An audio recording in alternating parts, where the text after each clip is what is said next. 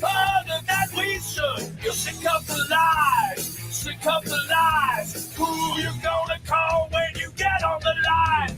Who you gonna call? Who you gonna call? Who you gonna call? Yeah! GLOBEBUSTERS!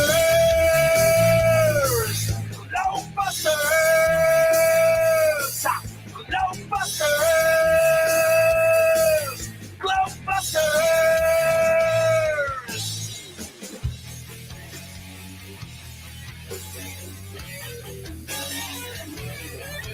If there ain't no curve, there ain't no ball. The globe religion about to fall. We gonna open your eyes so you can see who you gonna call if you wanna be free. GLOBEBUSTERS! GLOBEBUSTERS! GLOBEBUSTERS! GLOBEBUSTERS! Who you gonna call? Who you gonna call? Who you gonna call? Yeah! GLOBEBUSTERS! GLOBEBUSTERS! GLOBEBUSTERS! And welcome everybody to GLOBEBUSTERS. We accept the reality of the world.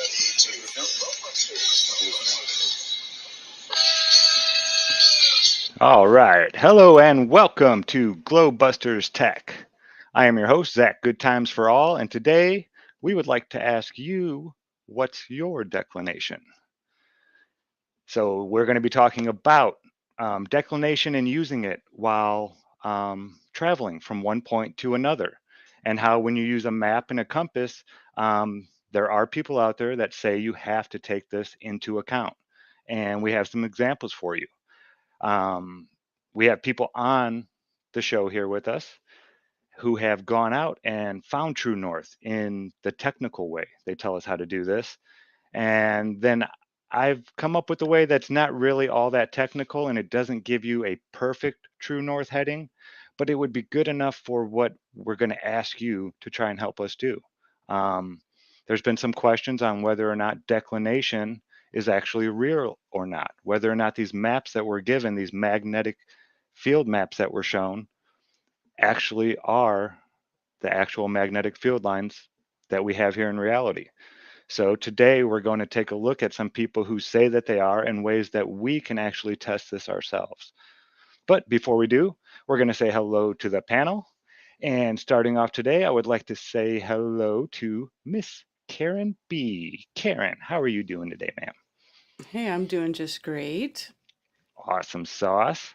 Now you are the one who actually went out and did this in reality. Now before we really get into it, is there any just what's the first thing that pops into your head? Was it difficult to do this?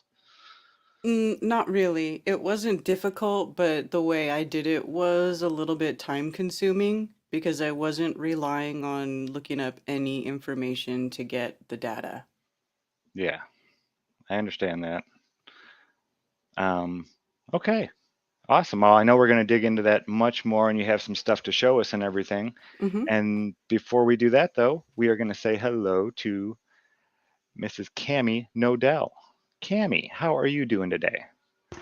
Oh, I am doing pretty good today, a little bit better than I was this morning. Started off a little bit dizzy, a little bit of vertigo, but doing better. Excited about this show and was hoping that I would be feeling good for it because this is one that's close to my heart in a strange way. Declination is one of the first maps that I looked at seriously, and it was definitely going to be a topic for the GLOBEBUSTERS Tech Show. We did move it up quite a bit because of all it being a hot topic in the community right now. And in a way, that's a shame because I wanted to. I think some of the things I'm going to say would make more sense, like after we did a little bit more magnetic work. But Zach is going to slow me down if I go too quick on it. I have my thoughts and reasons for thinking declination is a very real thing and why I think that it's a very real thing. I also do not think that people that disagree with me are shills or idiots. What I'd like to approach today is ways of like discussing different topics in it and keeping it to intellectual honesty. And instead of trying to, on a debate, you try to win your topic, we're going to try to learn the most out of this. And I'm going to be included on trying to learn. That's what I try to do every day is learn. So as we go over like ways that what's your declination and what it is, I'm going to also be covering like why I think it's a very real phenomena that they use to hide the truth from us, and it's something I think they want to. I think that they disguise it and try to keep it occulted and keep it as confusing as possible. But I think that it is not only very real, but I feel it's key in understanding how this place works. I think it's one of the biggest clues that's out there. And the reason I'm going to pick on declination and the numbers we use is we use them in reality. We use them to travel by. These are not theoretical numbers. These are numbers we can go out, measure ourselves, and mark our runways by. So we're going to test it because you should test everything. And I do have to say too in here, I am one of the people that has tested this in the past, and I'm one of the people that has come up with the strongest numbers. But I do want to say with my strongest numbers coming up with it, they were taken mostly at a place that was between a Air Force base and an international airport in very close proximity. So I think I was in an area where the measurement was very close to, again, where they were measuring it. And I expect to get a lot of deviation with natural anomalies and electrical forces and different things out there that will throw the numbers. So with that, okay. Absolutely. Yeah, that's one thing that we're finding here while doing it. The place where we marked it, where we get enough, we got good sun and there was nothing blocking it.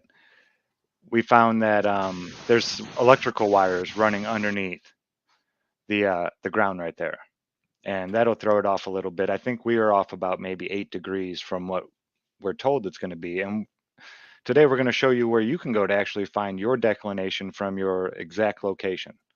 It's really neat. It's real easy. It's a National Oceanic something or NOAA. But without any further ado, before we get into any of that, I have to bring this up. Flattoberfest 2023, Vegas, baby. That's right. All tickets can be found at flatearthfestivals.com. All the information. Mark Sargent, Mark Devlin, Jaronism, Ben Balderson, DITRH, and more to be announced. And I know some of them that are going to be announced are you're going to be blown away. It's going to be awesome. So that's where you go to get all your ticket information. Any updates, Karen? Not yet. We did make it through the first early bird sale, and the first 100 tickets have gone bye-bye. Okay, I was gonna get ready to ask you, are there any more of those, tickets you can get for a cheaper price, but they're gone, folks. If you Yeah, didn't get yours yet, you waited a little too long. well, they're still on sale. They're still not the final price, but the price did go up, and it will go up as we get closer to the event. Yeah, So that's a the good longer way to you do it. wait, the more expensive it will be. And, but there'll probably be tickets at the door, just like there always have been, but it's just like before, that's when you're going to pay full price. Yeah, So I do like to give everybody a chance to get a discount ticket. So awesome. Well, we thank you for that, Karen B. I can't wait. I'm so excited. So, all right. I am going to hand the ring. Oh, our other two Glowbuster Tech members. I know Skylar is having issues putting his son down for a nap. If you have children, you know that this is not always the easiest task in the world. And Kyle could be something similar. Not sure. We did change the time to be sooner, so yeah, that could be a part of it too. But I'm sure we'll be seeing him here eventually. I would like to at the end of the show, I think I'm going to play a video that Kyle had made. putting out our last show, and just what we went over. And it's just a quick, brief 15-minute summary of the show. If you don't have 2 hours to watch the whole thing, and you just like to get a roundabout of what we discussed, you can go check that out on Kyle's channel, and I'll show that at the end of the show. So without any further ado, Miss Karen B, I give you the stage. Alrighty. Let me share my screen.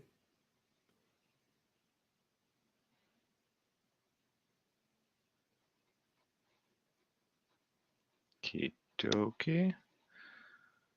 Where is...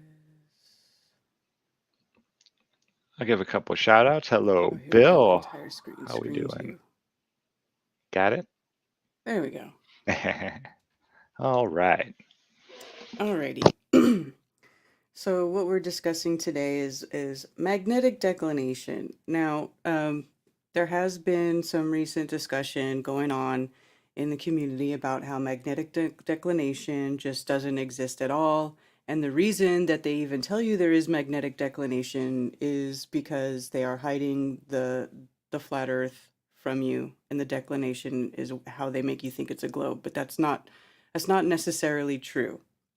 There is some funny stuff going on there, but magnetic declination definitely is a real thing and is taken into account in navigation and especially in like survivalist sort of wild navigation out in the wilderness. These are things you have to take into account.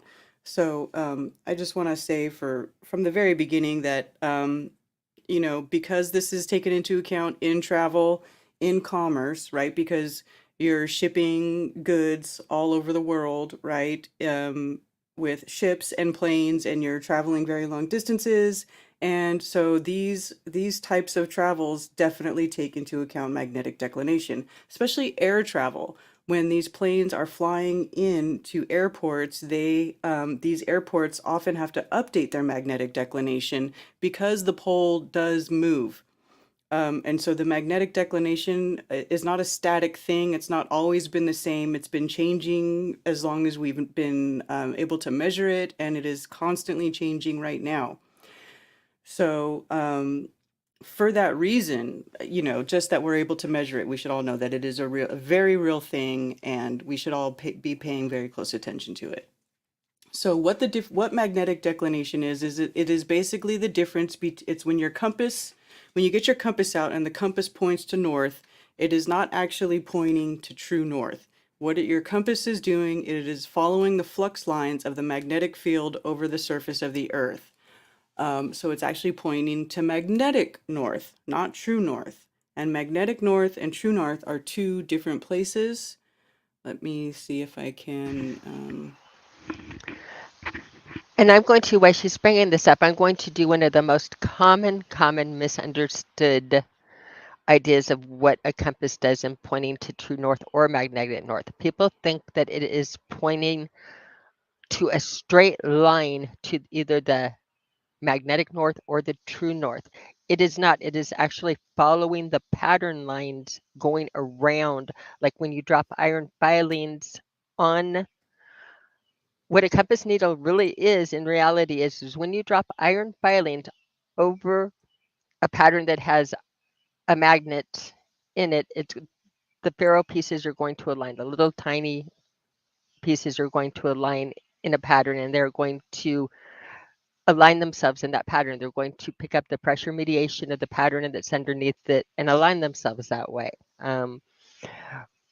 They do not point to the center of the magnet or to a certain point. They're actually following these lines around it, and that's why these are demarked in lines. When you look at, she'll do this, when you look at this pattern and it's not in an AE map, it has zero coherence to it. It doesn't make any sense. They say it has pieces of a dipole, pieces of a quadrupole, different qualities of this, different qualities of that.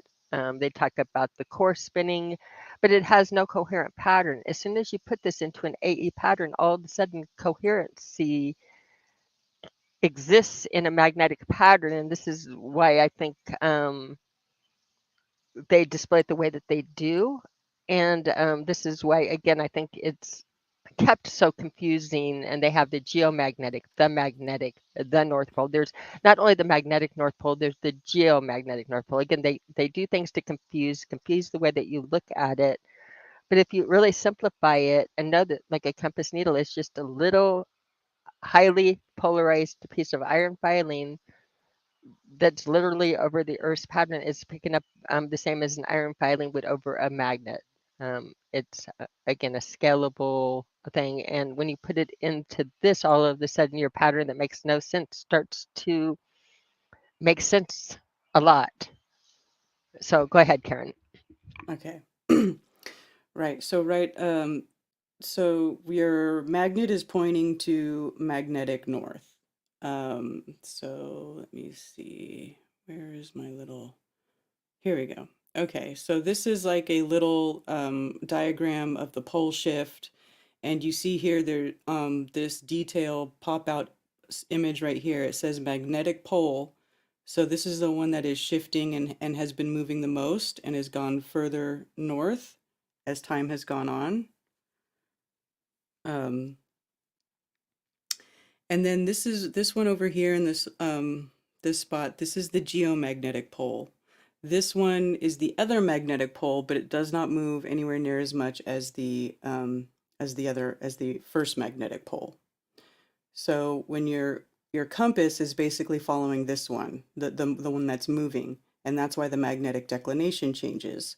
And the geomagnetic pole stays relatively in the same place. And apparently, too, just as a side note, that it is said that the northern lights follow the geomagnetic pole, which is why they stay always in the same area, and they don't move with the magnetic pole that does shift. So that's something interesting to just take note of Yeah, for that's later really on. interesting. Almost like they're talking about a phenomena that's maybe higher up and not what we're measuring down here on the surface. Right. Your other interesting thing about that is your northern lights, and they center around it. If you do that and drill down again, just on a fun side note, that happens to be where they're centering over a little location called Thule, Greenland, which is a highly contested area. It's an Air Force base. We have it, and we have tried to actually take control of Greenland. But I think it's interesting that, again, where your northern lights center around, where your auroras center around everything, is that area over Thule, which also holds a lot of places in myth.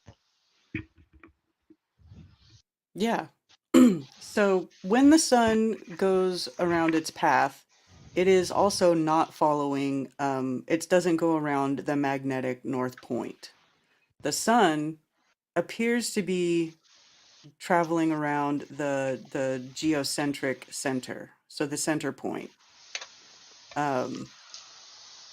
So when your compass points to magnetic north, and the sun goes around true north, right? So that's where measuring the shadows comes into play to manually measure your magnetic declination. So what I did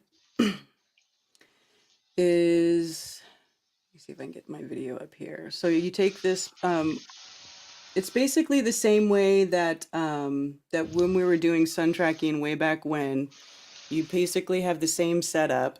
Okay, so here you can see I have my protractor, and this is a PDF sheet that we passed out for everybody to download and print out. Okay, and there I have my sundial compass, and I use my sundial compass to align it to magnetic north. And then once you have your protractor and your compass aligned to magnetic north, you can start doing your sun tracking. Now, or measuring your shadow, not really sun tracking. I keep getting it confused because this whole thing started out of sun tracking, and now it's got really nothing to do with sun tracking. Now it's all about magnetic declination, and you don't really need to do the math and measure the shadow, but you just need to find your shortest shadow. So, when the sun is directly over your head, everybody knows that that is when you have the shortest shadow. So what you do with this is you bust out this little protractor and you get it all lined up to magnetic north right before solar noon. And then you can look it up in your area when solar noon is supposed to be and set up a little bit ahead of time before that.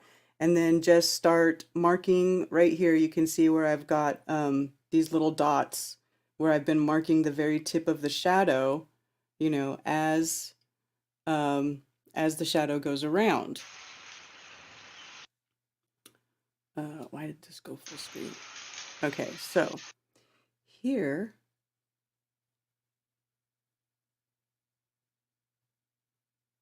and then, you know, you got to level it like Zach was saying, make it all level. That's not the video that I wanted to show. Hold on, I'm sorry, one sec. Here we go. So this is a little kind of explanation. I don't know if you guys are going to be able to hear it. Do you hear that? No. Okay, well, it doesn't really matter. You don't need, I can just say it. So this is just a little diagram. It's just explaining what the angle is and the azimuth. So you're the observer in the center point there, right? And then you're looking for the horizontal. This is just talking about the angles. Sorry.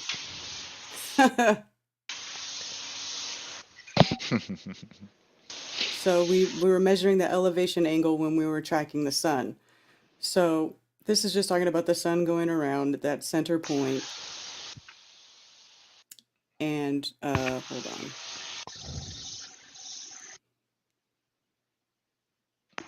Let me see if I could just fast forward this a little bit. Okay, so here's where you're measuring your difference between your magnetic north and your true north, right? It's showing you the difference there. Yeah, that would be your declination, correct? Yeah, and that's the declination. So you have your compass, okay, your protractor, and your nail, which is going to be used as your gnomon, which is going to cast your shadow in the center of your protractor. And then you just, like I said, mark your shadows there, starting before solar noon and going through solar noon and going to after solar noon, so you get a nice track of that sun shadow.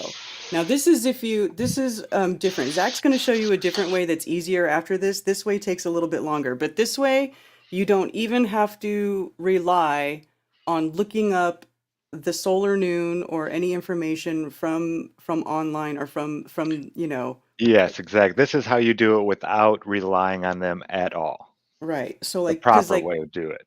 because and actually there's a good reason for it, because when I had done this before, like, you know, because you go and you'll look online and it'll say, okay, your solar noon is at whatever, 1 something in the afternoon.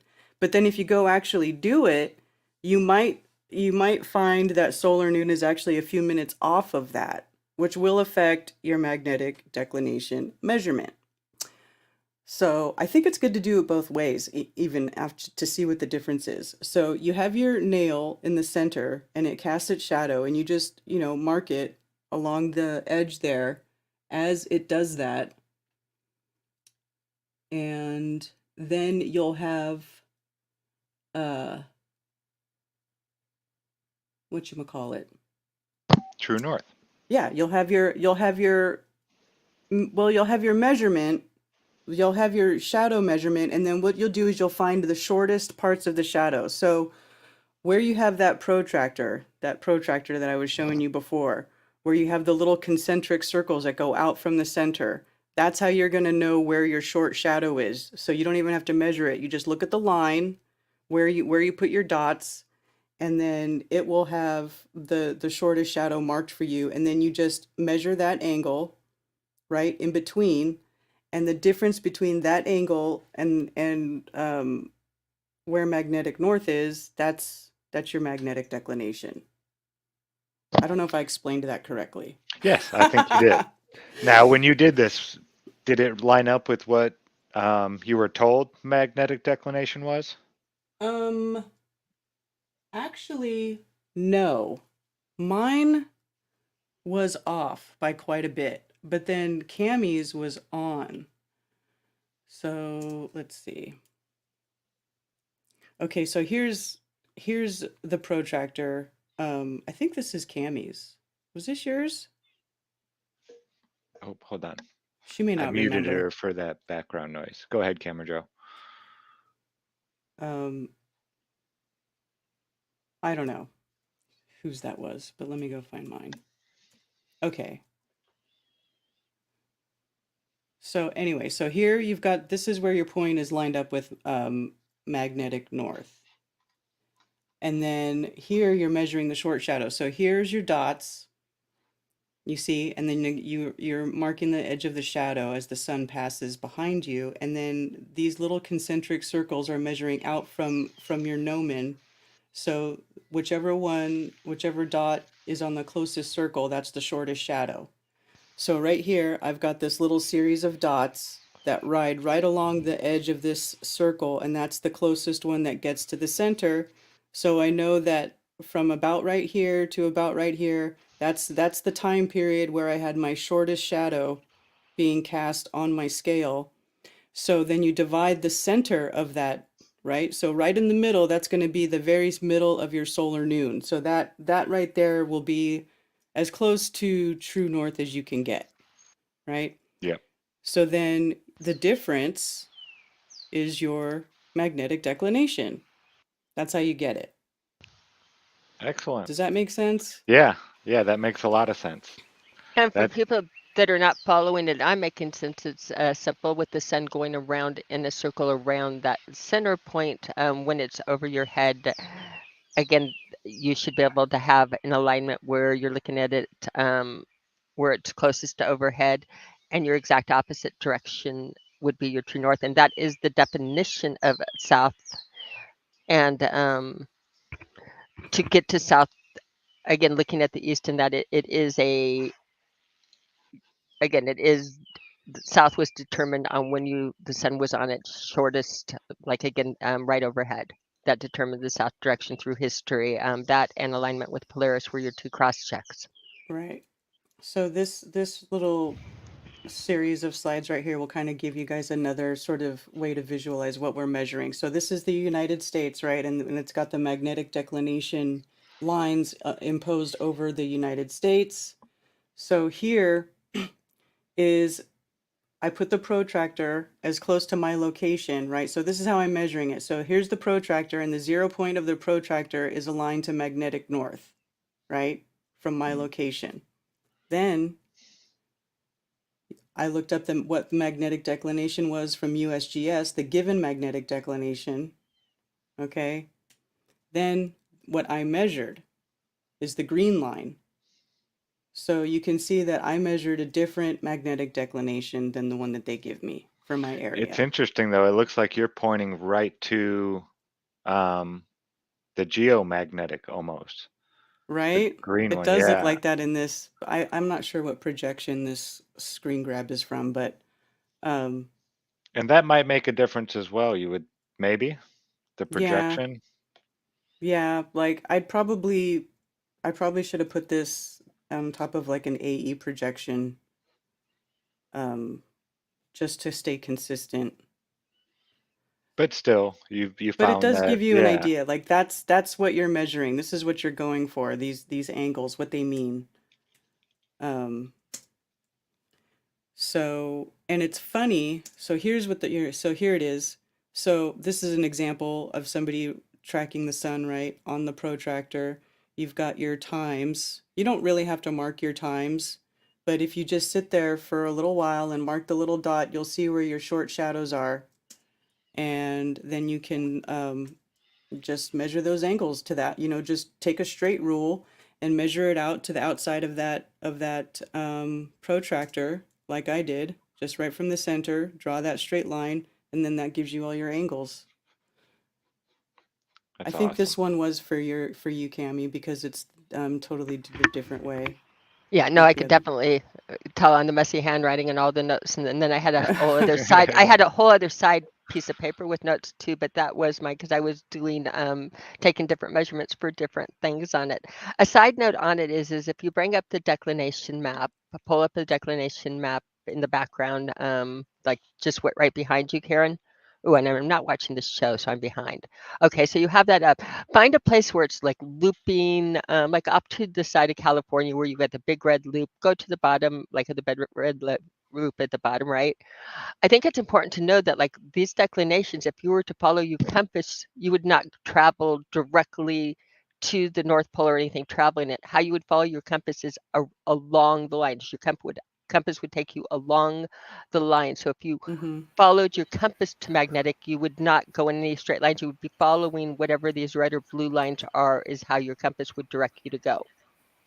And where they loop again, you could you're going to loop quite a ways on them. So some of them where we are, it's very gentle. We've got a little side angle, but you'll see a lot of the places it has you turning sideways actually. And I find that interesting. Again, how much you have to turn to get it at some of these angles to do it. Now the compass doesn't work in the southern hemisphere, and that's another thing we'll get about entirely. So Yeah, they I have can't trouble. wait. I have a friend in South Africa, Unkuleku Duma. Unkululelu. Sorry, brother. Nuka. Duma. Nuka, we call him. Nuka Cola. But he lives in South Africa where it should be almost 90 degrees off. So those videos I dropped in chat that I'm going to show here in a little bit, I would like him to try this and see if his compass reading is just crazy off like that. But before we go any further, I have to say hello to someone who just jumped in, Mr. Kyle Adams. Kyle, how are you doing today, man? Sorry about the time changes and stuff. I know that probably got a little confusing there. Yeah, sorry, I just woke up. My alarm went off, and so I was like, "Oh, they changed it on me." I thought it was going to be 4:30. Yeah, I'm sorry about that. So sorry. Yeah, and It's we okay. thought we moved it back because Jaron, Austin, and David are having a debate on a really large channel, and they wanted as many people in the chat there to help out. And we thought it was going to be at 6:30, and then David changed it and told us it's going to be at 6. So we wanted to make sure we had Oh, enough time, so we had moved it back. Yeah, no problem, no worries. Glad you're here. We're I'm just glad catching you're up. here. Karen showing how she had actually measured her magnetic declination using the sun. And what is that called right there, Karen? That little spire in the center of your. It's a nail, but it's referred to as a gnomon. Whenever you're measuring the sun, or like that little stick that sticks up in the sundial, that's the gnomon. So that's basically telling you where your sun's at. Sounds like It, the Eratosthenes experiment, sort of. Uh, Mm-hmm. some people say it was a well, and other people, oh, it was a gnomon, and so they can't get their story straight. oh, Yeah. and before. Oh, sorry, Oh, Karen. Go ahead. No, go ahead. I was just going to say we have Skylar Oh, joining cool. also. You guys are perfect. We should have just done it at 4:30, I guess. Skylar, welcome. Yeah, thanks for having me. Sorry I'm late. Glad No, no worries. Totally understandable. Children come first, always. Yeah. All right. So this right here is a time lapse of the setup I had when I was doing it. This is a sundial compass. It's basically a compass and a sundial all in one. You don't really necessarily need this, but it does come in handy if you want to get one. You can just use a regular compass, and just line up the arrow of the compass with this north-south line on your protractor when you're lining it up.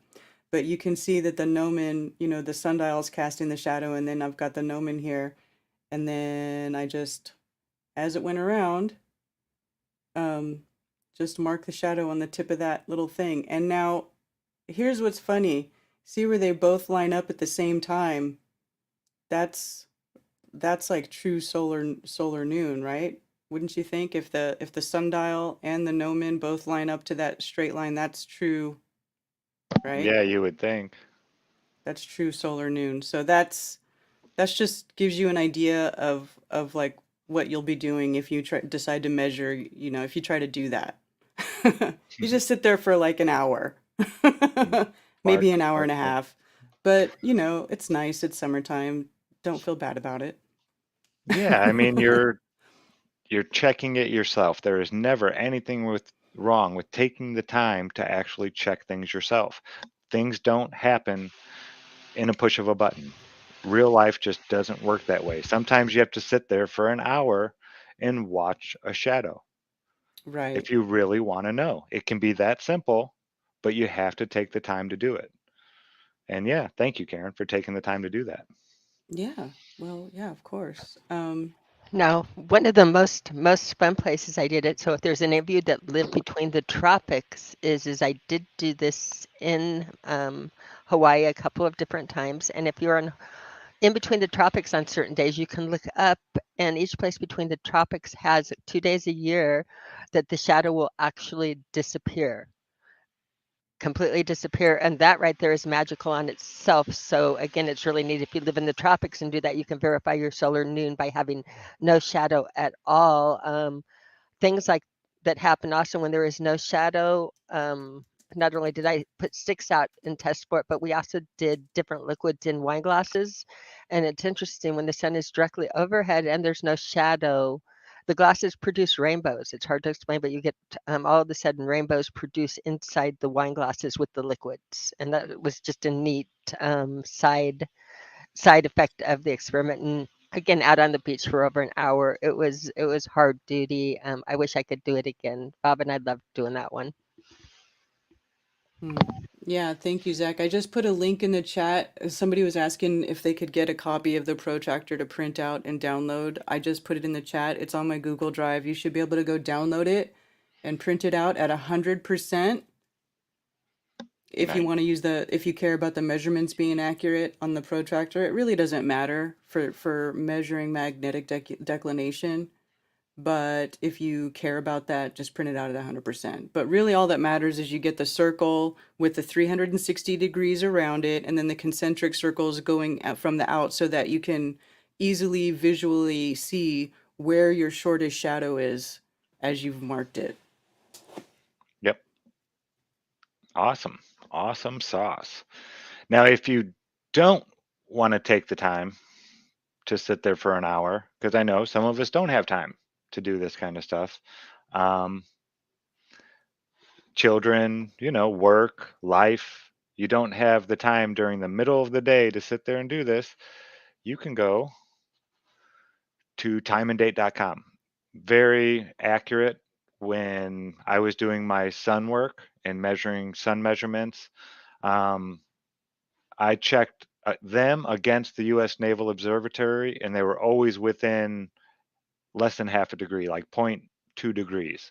They were always real close. So, and this kind of stuff is really hard to find at the U.S. Naval Observatory anymore. They used to have great charts that were every minute was calculated for you, and they stopped doing all that stuff. Now they give you like a page that's about like this, and that's all. That will tell you a few things. But if you come down here, you'll see solar noontime, and this is for Spartanburg, which is we're close. It isn't exact. Like Karen B said, if you want to be perfectly exact, you have to find out where the date lines or the timelines are, and then it'll be within like 15 minutes to 16 minutes one way or the other. But to be perfectly exact, you'd have to type in your I don't know if you can do it on this one, longitude and latitude, like to the You might be able to 7th or do it 8th on decimal point. SunCalc. Have you ever seen that website, suncalc.org? Yeah, I was looking at that one too. This one I liked it though because it had all the times for the whole month just right here on the page. Yeah, Some of them you it have is to go good. into and kind of look into a little bit more. And this one just pops up, and you can see it doesn't change like day to day. The sun's moving Yeah. real slow right now. Yeah, but I've sometimes they don't have like your exact location and time and date. So if you really want to hone your exact location, you can use Yes. suncalc.org. That was exactly what I was going to say, Karen and Zach, because I used to live on these sites and I haven't for a few years. But what I did find out is timeanddate.com had the better data sets by far. You could pull the information in the data sets, but if you wanted to hone in and look at a specific location and go to a pinpoint, I needed to use SunCalc. Yeah. So for giant data sweeps were one, but for isolated location, you had to go over there. And again, they're both there, so it's nice. It's great that we have all of this stuff available to cross-check. Somebody in the chat is saying that they had to request access to your Google Share, Karen. Okay, let me see if Click I on can that one. change the permissions. Okay, she'll be working on that. While she's doing that, I just wanted to show you this. This is the National Centers for environmental information, NOAA. Magnetic field calculator, really neat one. Location, I can just punch in Valley Falls, South Carolina. It gives me my longitude, and it tells you your magnetic declination when you hit calculate. And you can go back to 2019. I'm wondering why they only go back to 2019.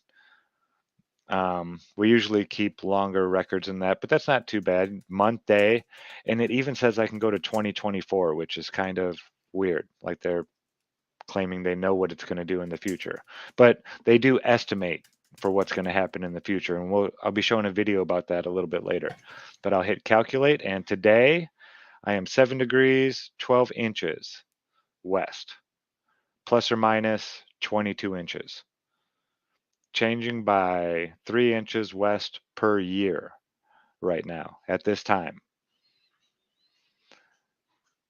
Yeah, it's And been moving faster lately too. That's the other thing.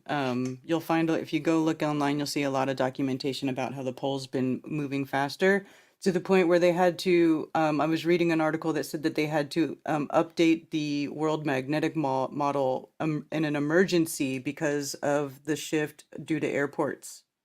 mm-hmm.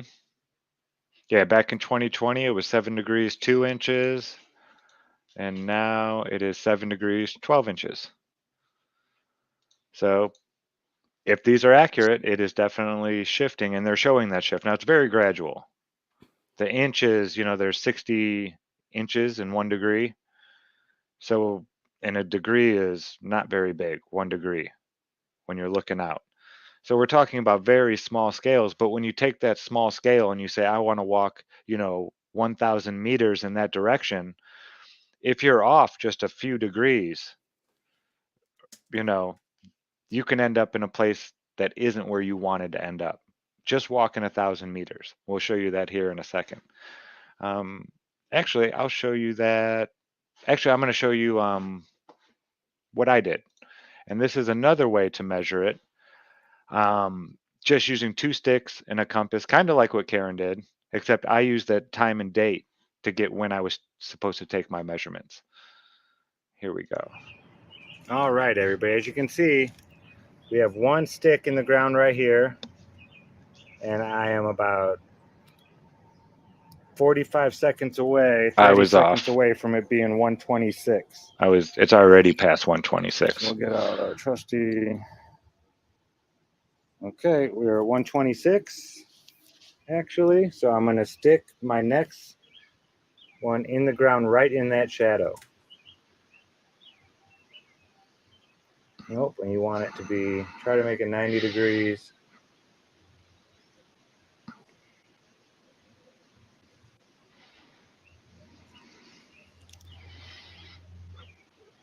Yeah, the top was kind of bent, so the shadows didn't line up perfectly. Okay, now as you can see, the past that 2 stick shadows are lining up. Oh, and the sun went away. Wow, I got that done just in time. So what I'm going to do is when these shadows line up again next time, I'll have my compass down here and line it up with the shadows and see how close it is. Yeah, this is just, there we go. It looks a little straighter now. Not the most perfectly straight pieces of wood here. Okay, well, I changed it up a little bit. I'll show you what I did here. So what I'm going to do, I have a little piece of string here. Then I have my 2 sticks. I'm going to cut this one a little bit shorter. And that one's to the south. A little bit shorter. That's a lot shorter. Just a little bit higher. Now what I'm going to do, I'm going to put just a little notch right through the center. Try to line it up with the other one as best as I can.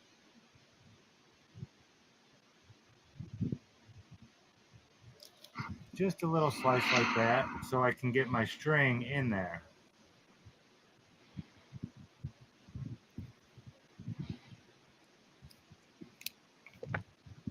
And then I'm going to take the string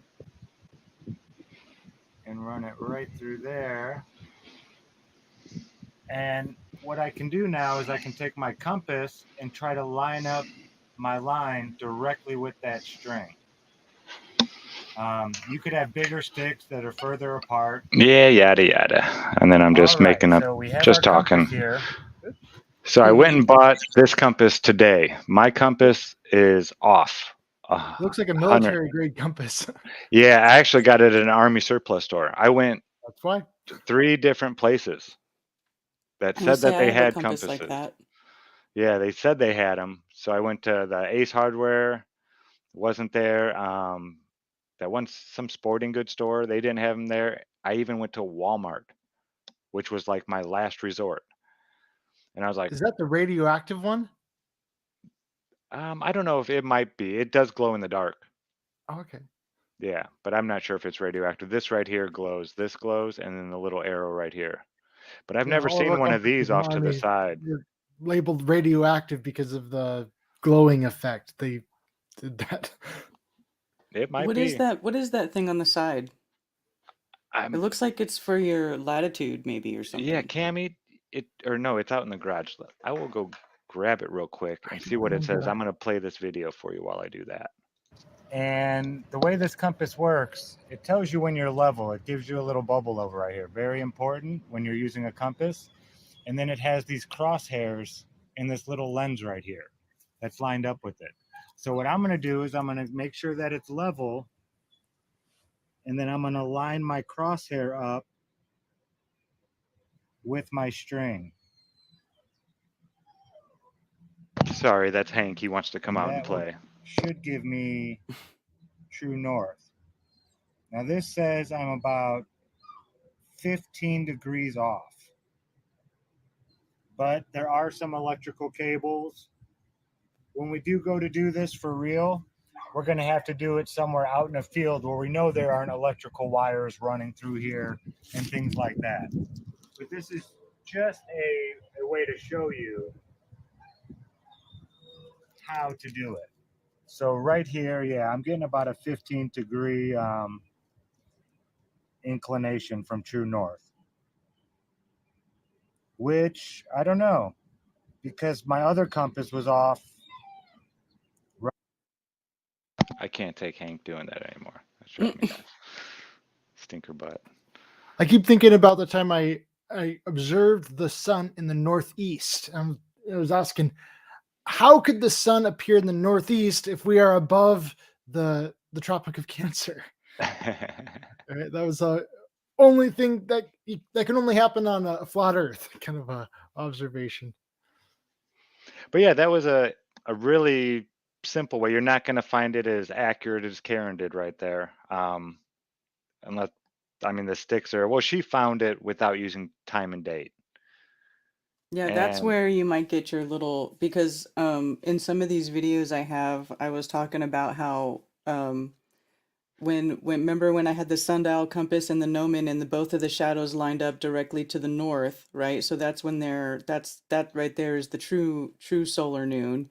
And that happened at a little bit later than when solar noon was predicted for that day. So like yeah, yeah, it it was is. it was off by like 5 or 6 minutes.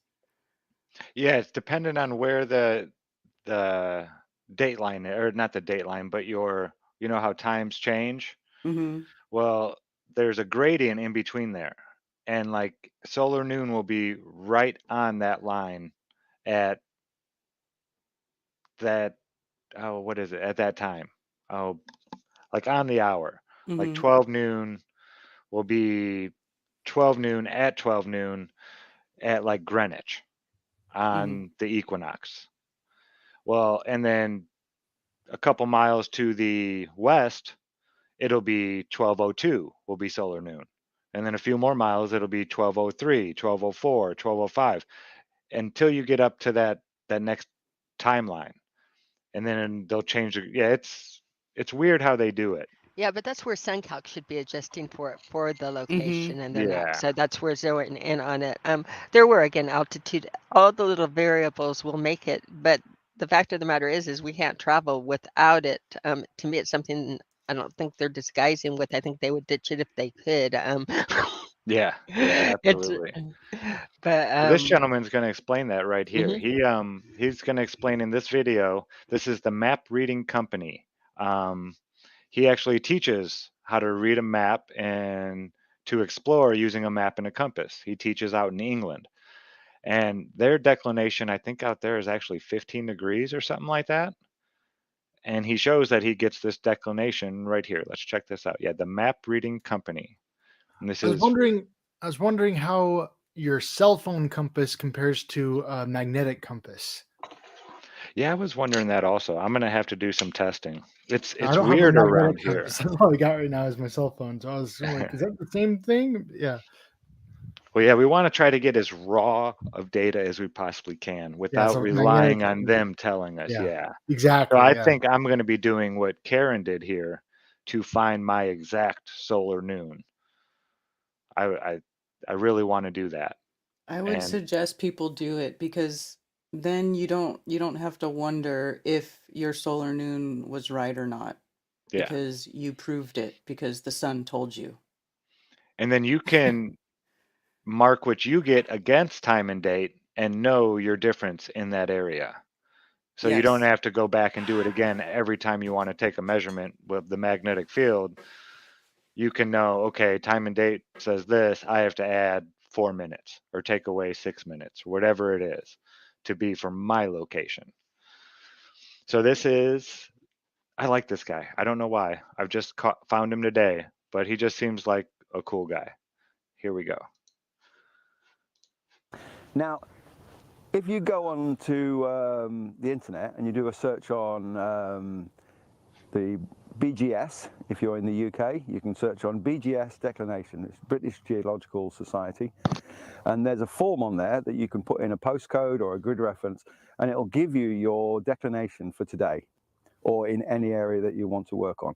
If you're in America, you can go onto the NOAA website, just search on NOAA, N-O-A-A, declination, which is the National Oceanic and Atmospheric, I think, Atmospheric Authority. Americans, if that's wrong, please forgive me. That'll also give you the declination in your area. There's lots of websites you can go onto. So the first thing to do before you set off walking is check the declination in the area that you're going to go to. Is it east or is it west? Now, there are lots of phrases that people like me, navigation instructors, teach people, like mag-to-grid, get Okay, well, ready, he's going to east talk for or a second. are you west? So Says as an that's the example, important let's thing. say you're going to go walking in somewhere in your own area and you find out that your declination is 10 degrees west. If you take your compass and you take a bearing from a map, all you do is you add 10 degrees. If it's east, 10 degrees east, then you subtract. If it's west, you add. I can't emphasize that enough. If it's east, you subtract. That's all you need to know. There's nothing complicated about declination. If you get it wrong, it is a problem. As an example, let's say, I'm here at Mother Cap. Let me get my map. Give me 30 seconds. I'm here at Mother Cap, and I'm going to walk to Carl Walk. So turn my map up. In fact, I'll put this on. I'll drop this onto your screen so you can see it better, see what I'm doing. Now, I take a bearing from Mother Cap to the footpath, or the junction of the footpaths, just to the left on the map of Carl Walk. And you can see that it's 34 degrees. Now, let's have a look. So it's 34 degrees. Let's pick a number out the air. Let's say that today my declination, I've checked, my declination today is 15 degrees west. So I need to add 15 degrees to that 34 before I set off.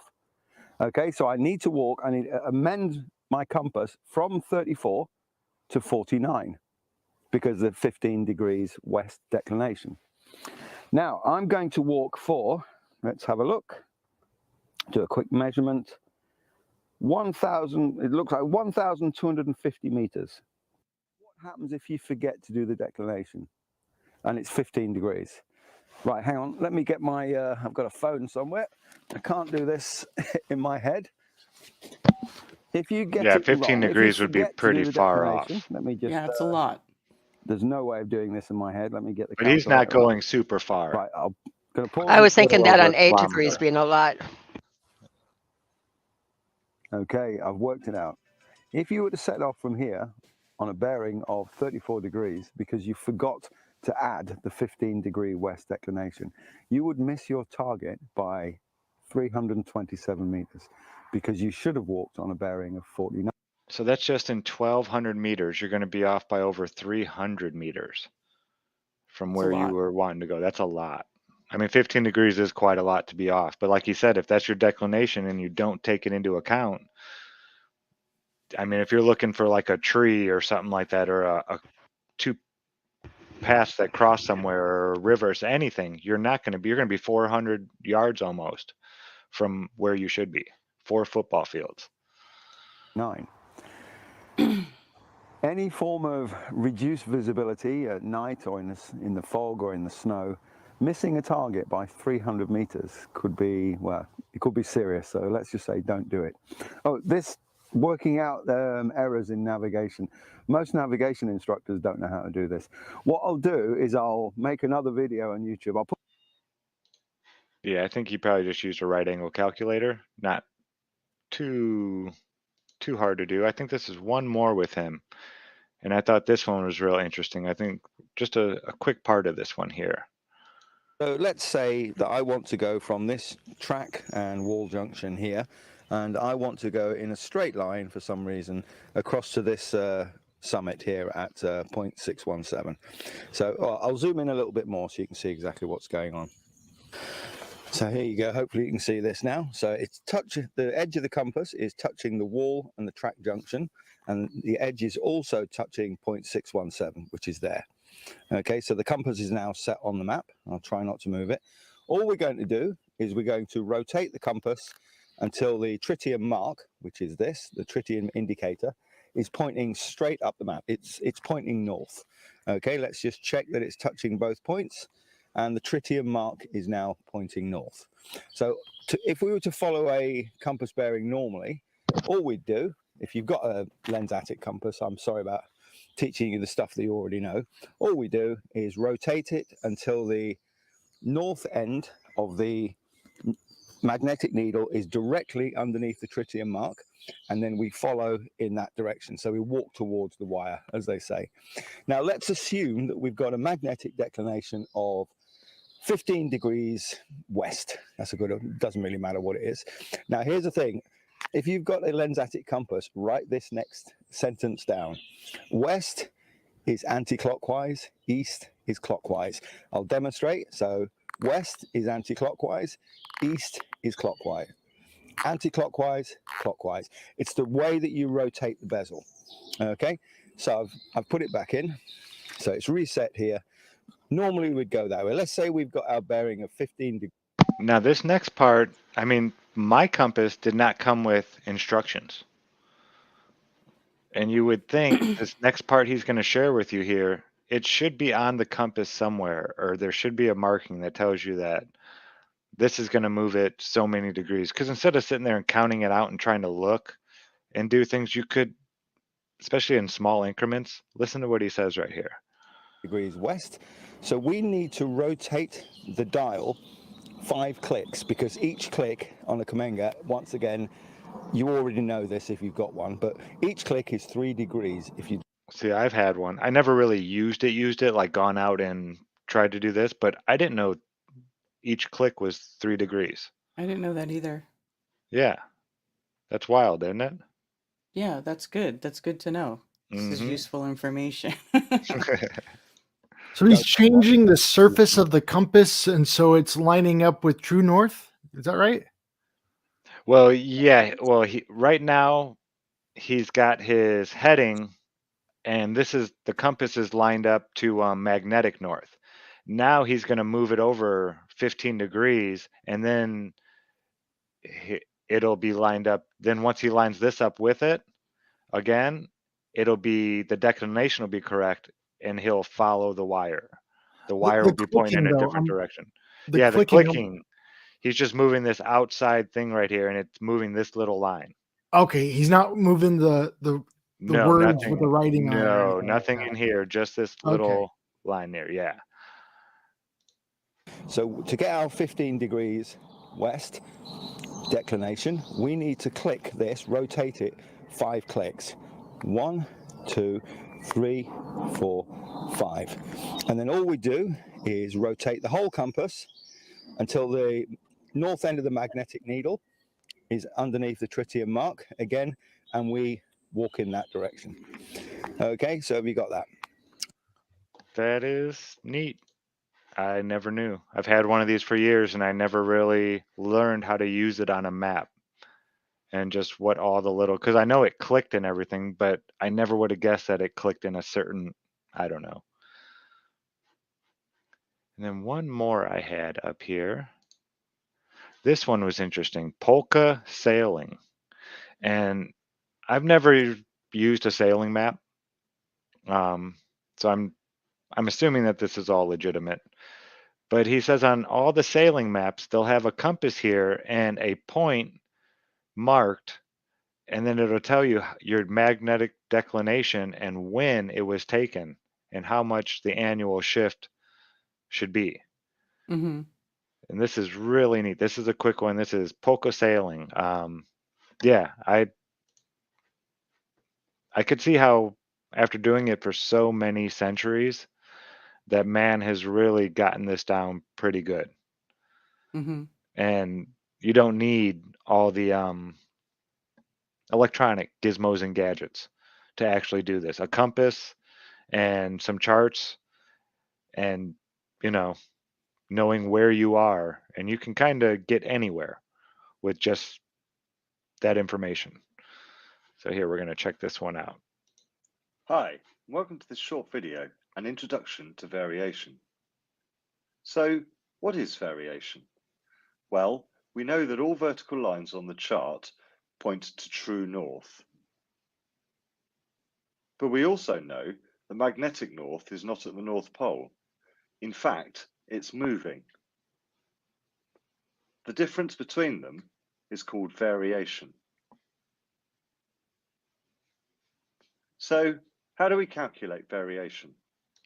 All charts have the information needed to calculate the appropriate variation for the area. From this, we can convert magnetic compass bearings to true chart bearings and vice versa. Essentially, we need to know two things. Firstly, what was the variation in a given year? And second, what was the annual change?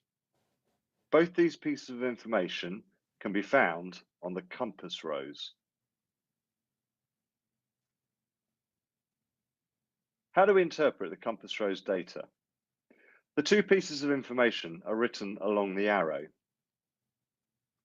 In this example, magnetic variation was 7 degrees 20 minutes west in 2005.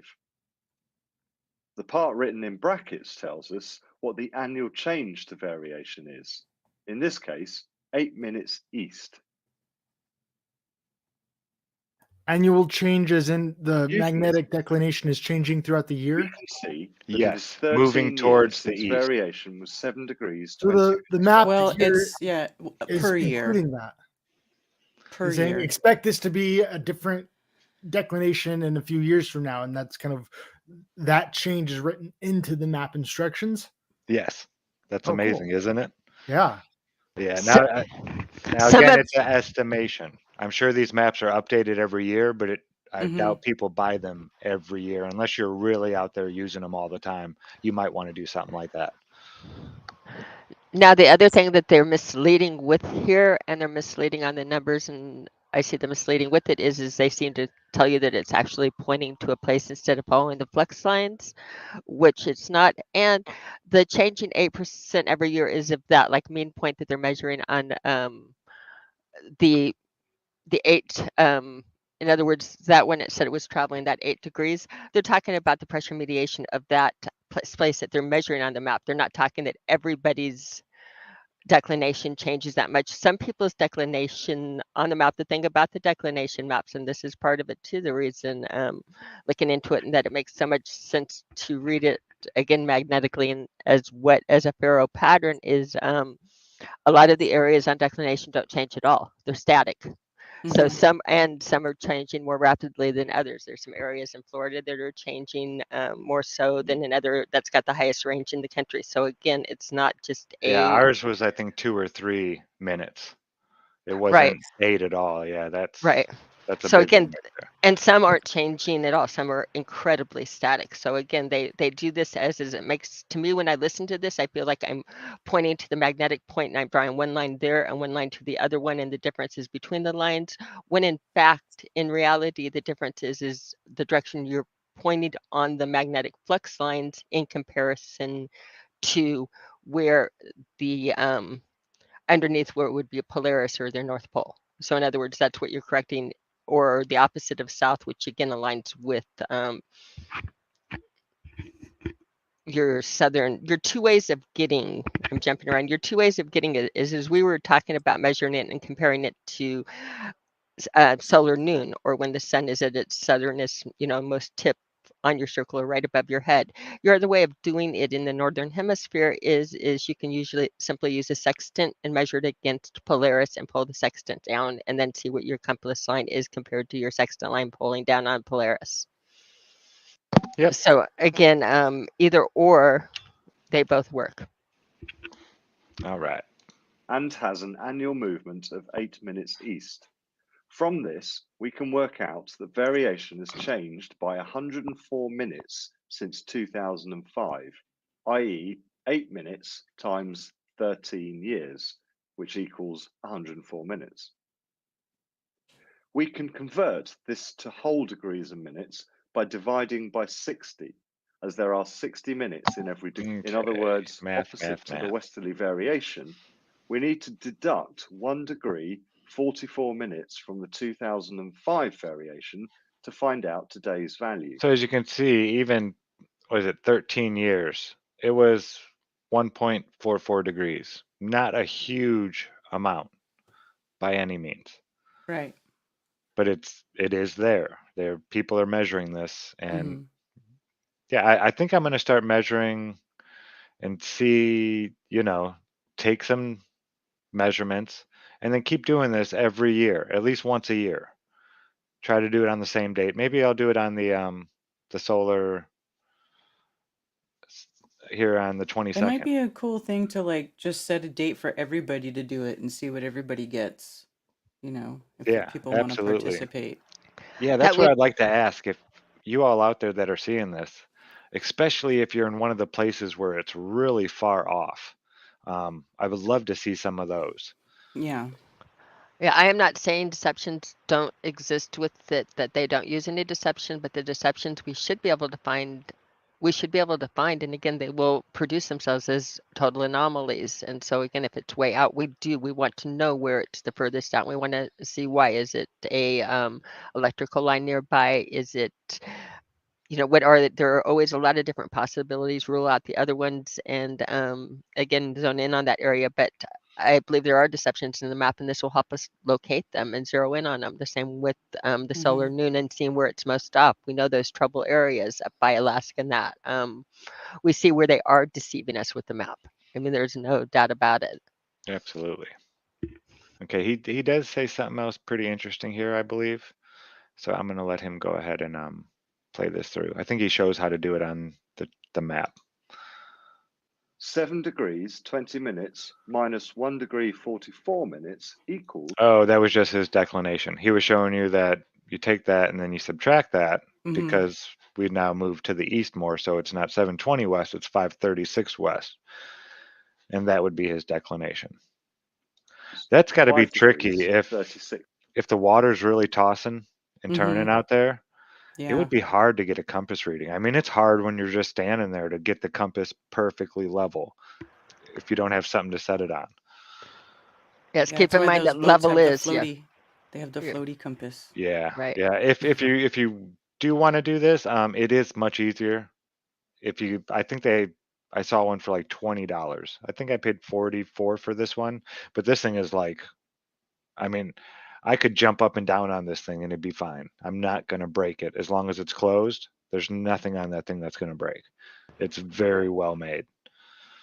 Right. They are discussing in the chat, and I agree with them. Nautical compasses, if you're doing things like that, you want nautical compasses that are going to be even more advanced. I see those ones coming in several Yeah, months on or a next year. gimbal. Right, on a gimbal. They are on a gimbal, and we can derive a lot more information when we move it from 2D to 3D is correct. Have you ever And heard of this, Cammy? Didn't Vikings use a calcite stone or crystal to find declination by the Yes. yes, I sun? have. Yes, they Yes. did. This is very advanced. They were using polarized light to do it. Kyle has covered some of that in his videos, I believe, and I've definitely looked into it. That will take us, that is a fascinating. We're going to get into that with polarized light, and we'll revisit that topic because that is the technology that they had, and again the optical technology and the way that they've taken technology and has turned it into math and numbers instead of showing us exactly what they're looking at. If we're ready on this one, I'd like to jump off from there. Even are we ready for me to jump on? Sure. Okay. Let's see. And that was Polka Sailing, folks. I'm Go going check to him out. He's got a lot of cool stuff on his channel as well. I'm going to ask Karen to display for me a minute, if you can, Karen. Karen, can you Okay. display one of the magnetic declination maps that's not AE'd, just like even the first ones, any of the ones, and the way that they present it before you put your magic to it? Sure. Mm-hmm. We'll just go right here into the map section. You mean like the Right? standard Exactly. declination? Exactly. I want you to pop that up before Karen does her magic on it. And I want you to look at this, and people look at it, and it's a mess.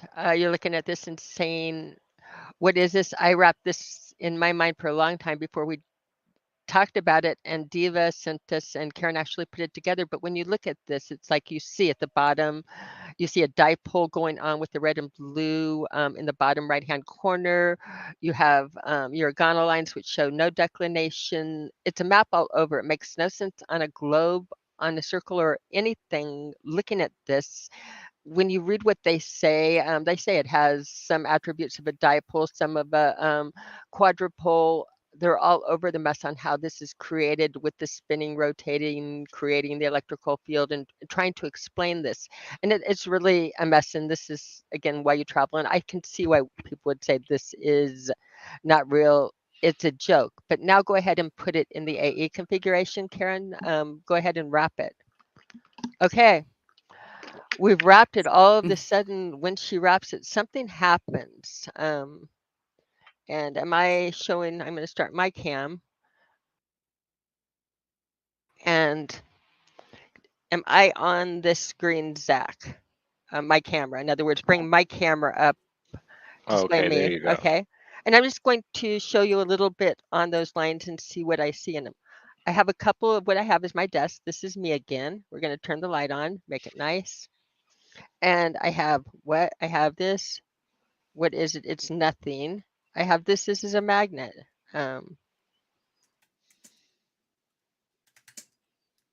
Side view, I love top those view. screens. This is just a Gaussian reader. It's reading the magnetic flux I pattern. So saw what some I'm, blue and red in there while you were yes, shifting that too. yes. And we can use the magnetic to shift the colors in this. So I'm just holding a simple magnet up. And you can see the pole. And you can see from the side, you can see both poles, the north and the south pole on that, right? Mm-hmm. And this would be the same pattern you would get if you were to take the time and put it with the iron flux patterns in that, right? Oops, now I'm going to pick this up. Now I'm going to put 4 magnets there and see what you get. This is called a quadrupole. Quadrupole simply because you see 4 poles there. It's that easy.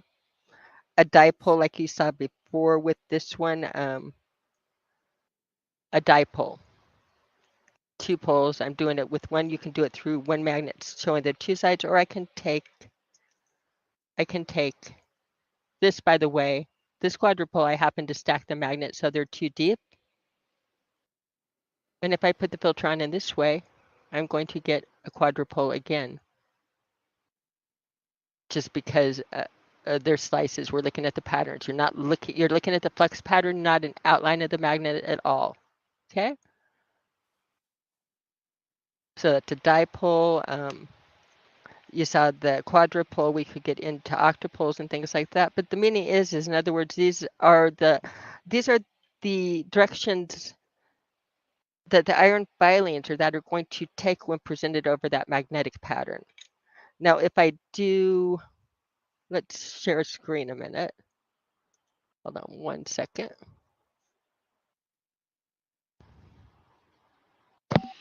Which one are you doing now? I was going to share my screen, and Okay. that is under present. Oh, share Yeah. screen. Haven't seen you pop up yet. Okay.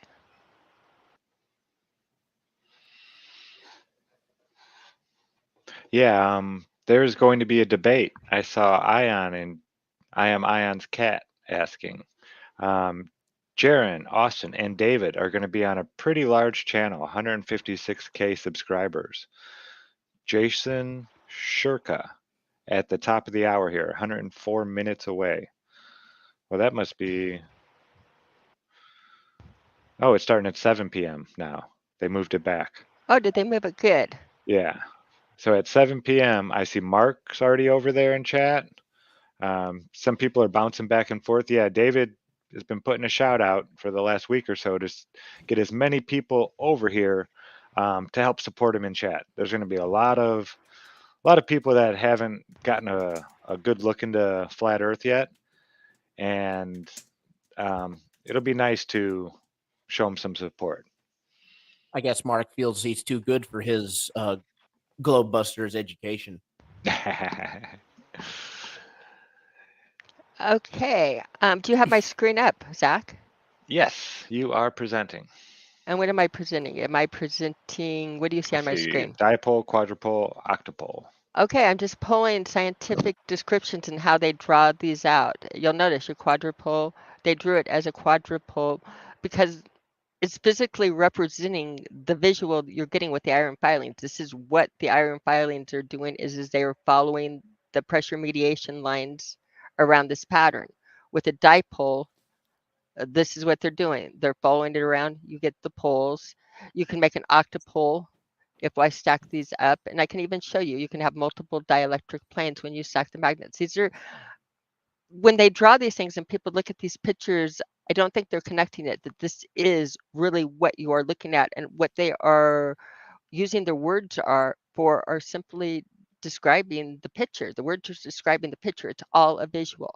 It's a visual, and it's a presence. It's a field that you can measure out. But the quadrupole, the reason they call it a quadrupole is very simple. So now if you go back to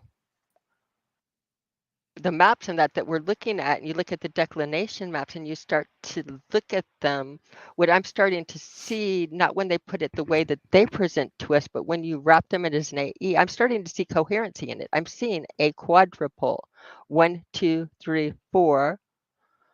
When we travel by our compass, these are our east-west, just like you would, again, on a magnetic pattern. I'm seeing our dipole here, but I'm also seeing red and blue. And this is a reciprocating system. In other words, magnetics, they feed into themselves. Your red and blue would have to come together.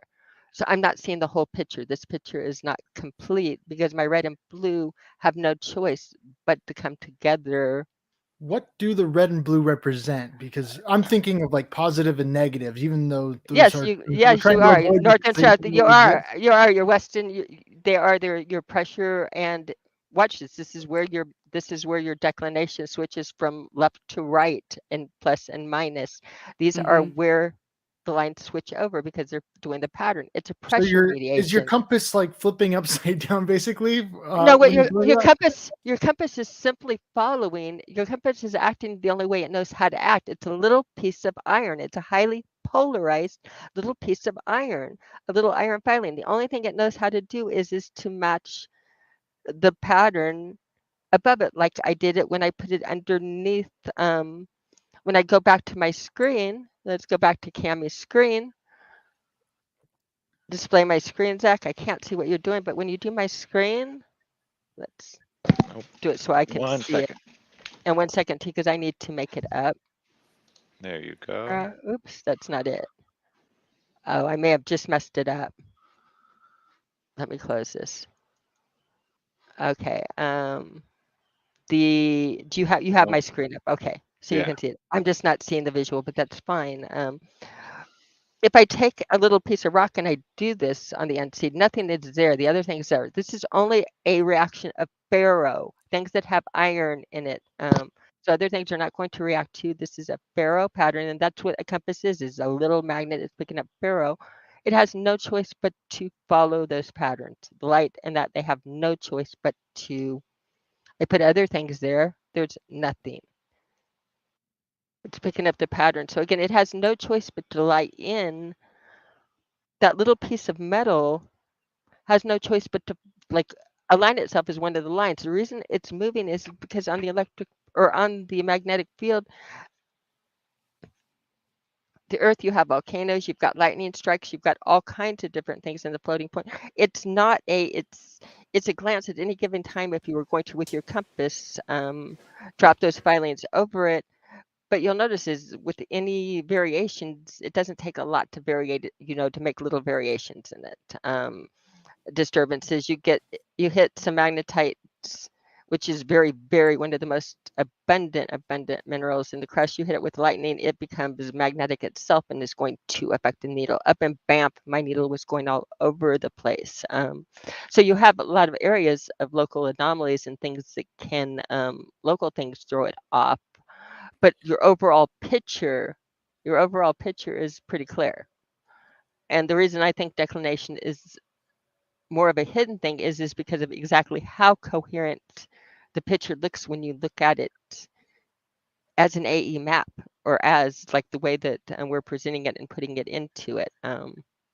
So I don't know, any thoughts on that? Was that clear? Do you have any questions? Or, I mean, it's such a I'm still not quite clear on the red and blue, and I've heard that you have to buy different compasses for different regions. Is that because of the red and blue lines? No, that's not because of the red and blue lines at all. The different compasses are because of the weighting on the south. That's when you're going to get into the nautical compasses and the needles being pulled and weighted down. So that's going to be another topic. The red and green, Kyle, it's like this. They are, think of one pole as red and one as green, because that really is the way it is with the quadrupole and the way it's I was reading the talking about your magnetic. other map. The other map showed red and blue, not red and green. I don't even Right, see red red and blue. on this. Here, let's do this again. We'll Do try you it want me this to way. show the one I was looking at? I'm going to bring Or you something have up it. for 1 second. I don't know if this is the one you're thinking about, Karen, but let's Now, what do is the this. name of this filter that you're using, Cami? Where can people find one of these? You can get it at Amazon. It's called a Gaussian magnetic filter, and I can find it. I will find a link in it and bring it up in just a second as soon as I'm done with entire screen. Let's do this one and share it.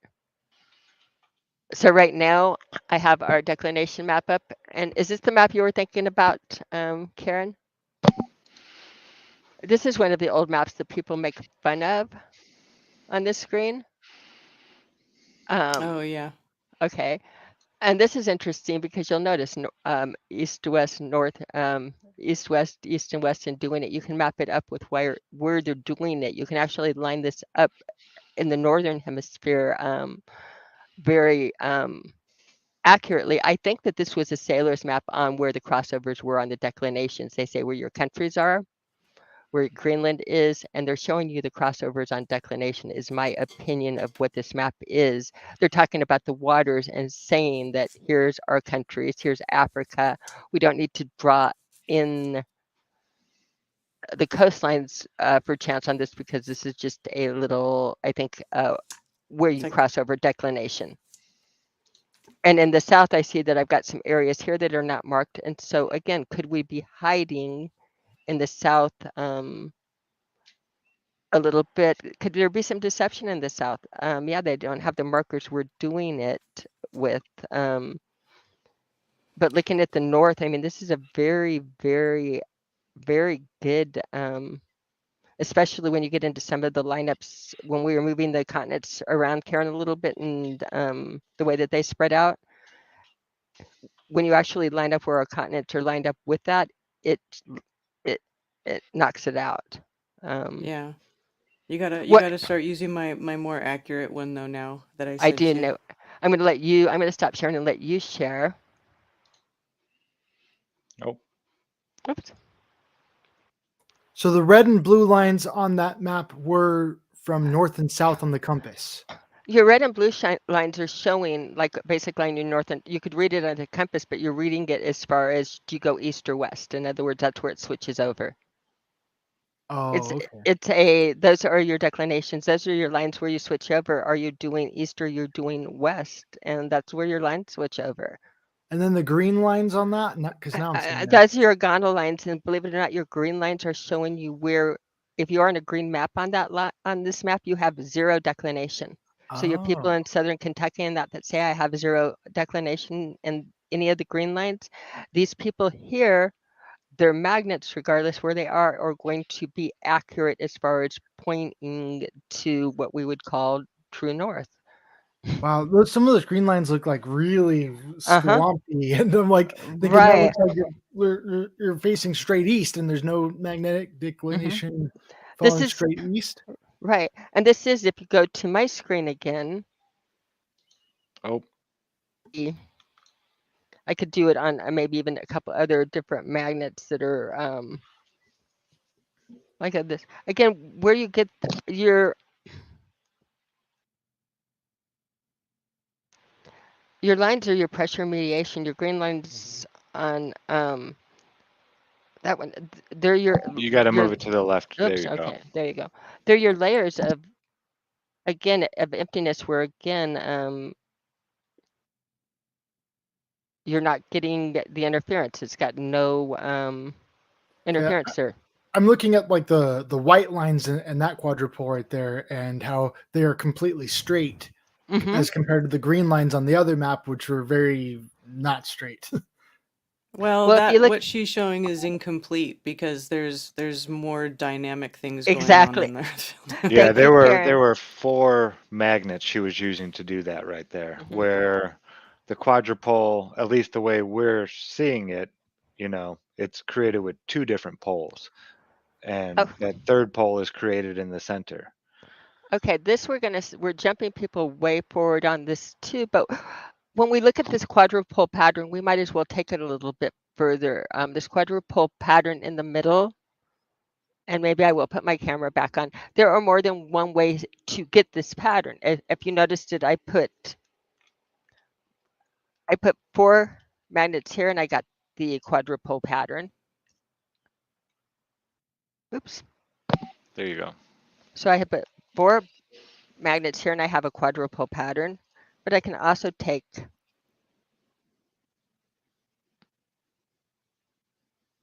In other words, you can. Are you going to need stronger magnets to do No, the? I'm not going to try to line up with the magnets, and trying to hold 6 magnets on the screen live is not going to happen. Here's one. It shows 2 magnets right here, Mm-hmm. creating that 4-leaf clover pattern in the center. You see right here. Okay. We're going to get to that one. That's very advanced. Let's go ahead, go back to my screen a second. You're jumping so far ahead for people. Okay. Bad. So you remember that I just showed you that quadrupole image was made by 2 magnets, right? Yes. Or by 4 magnets. 4 now I'm magnets. going to hold 2 magnets, right? But I'm going to hold them on edge. So you're seeing the north-south poles on them. And when I hold them on edge, I have a quadrupole again. So now I've created a quadrupole, dipole quadrupole by putting 2 magnets on their edge in a different orientation. So now I've made it using 4 magnets. Now I've made it 2 magnets in a different orientation. I can also take copper wire and I can wrap it in a coil, because this is I have not rolled this out either. This isn't a lot of the literature. If you wrap copper wire and you run electricity through it, you're going to get the same pattern, and they're going to call it a Helmholtz coil. And what you're seeing is the anti-Helmholtz configuration is also going to result in a quadrupole. So if you actually take a copper wire, oops, we're going to put our quadrupole back up on my screen. But things that will result in this pattern are not just simply 4 magnets and 4 poles up. But I will tell you the intriguing one that we're going to get to on there. So you have the 4 magnets doing it there. The Helmholtz coil, we're going to stop sharing, or hold on, let's see if I can present this way.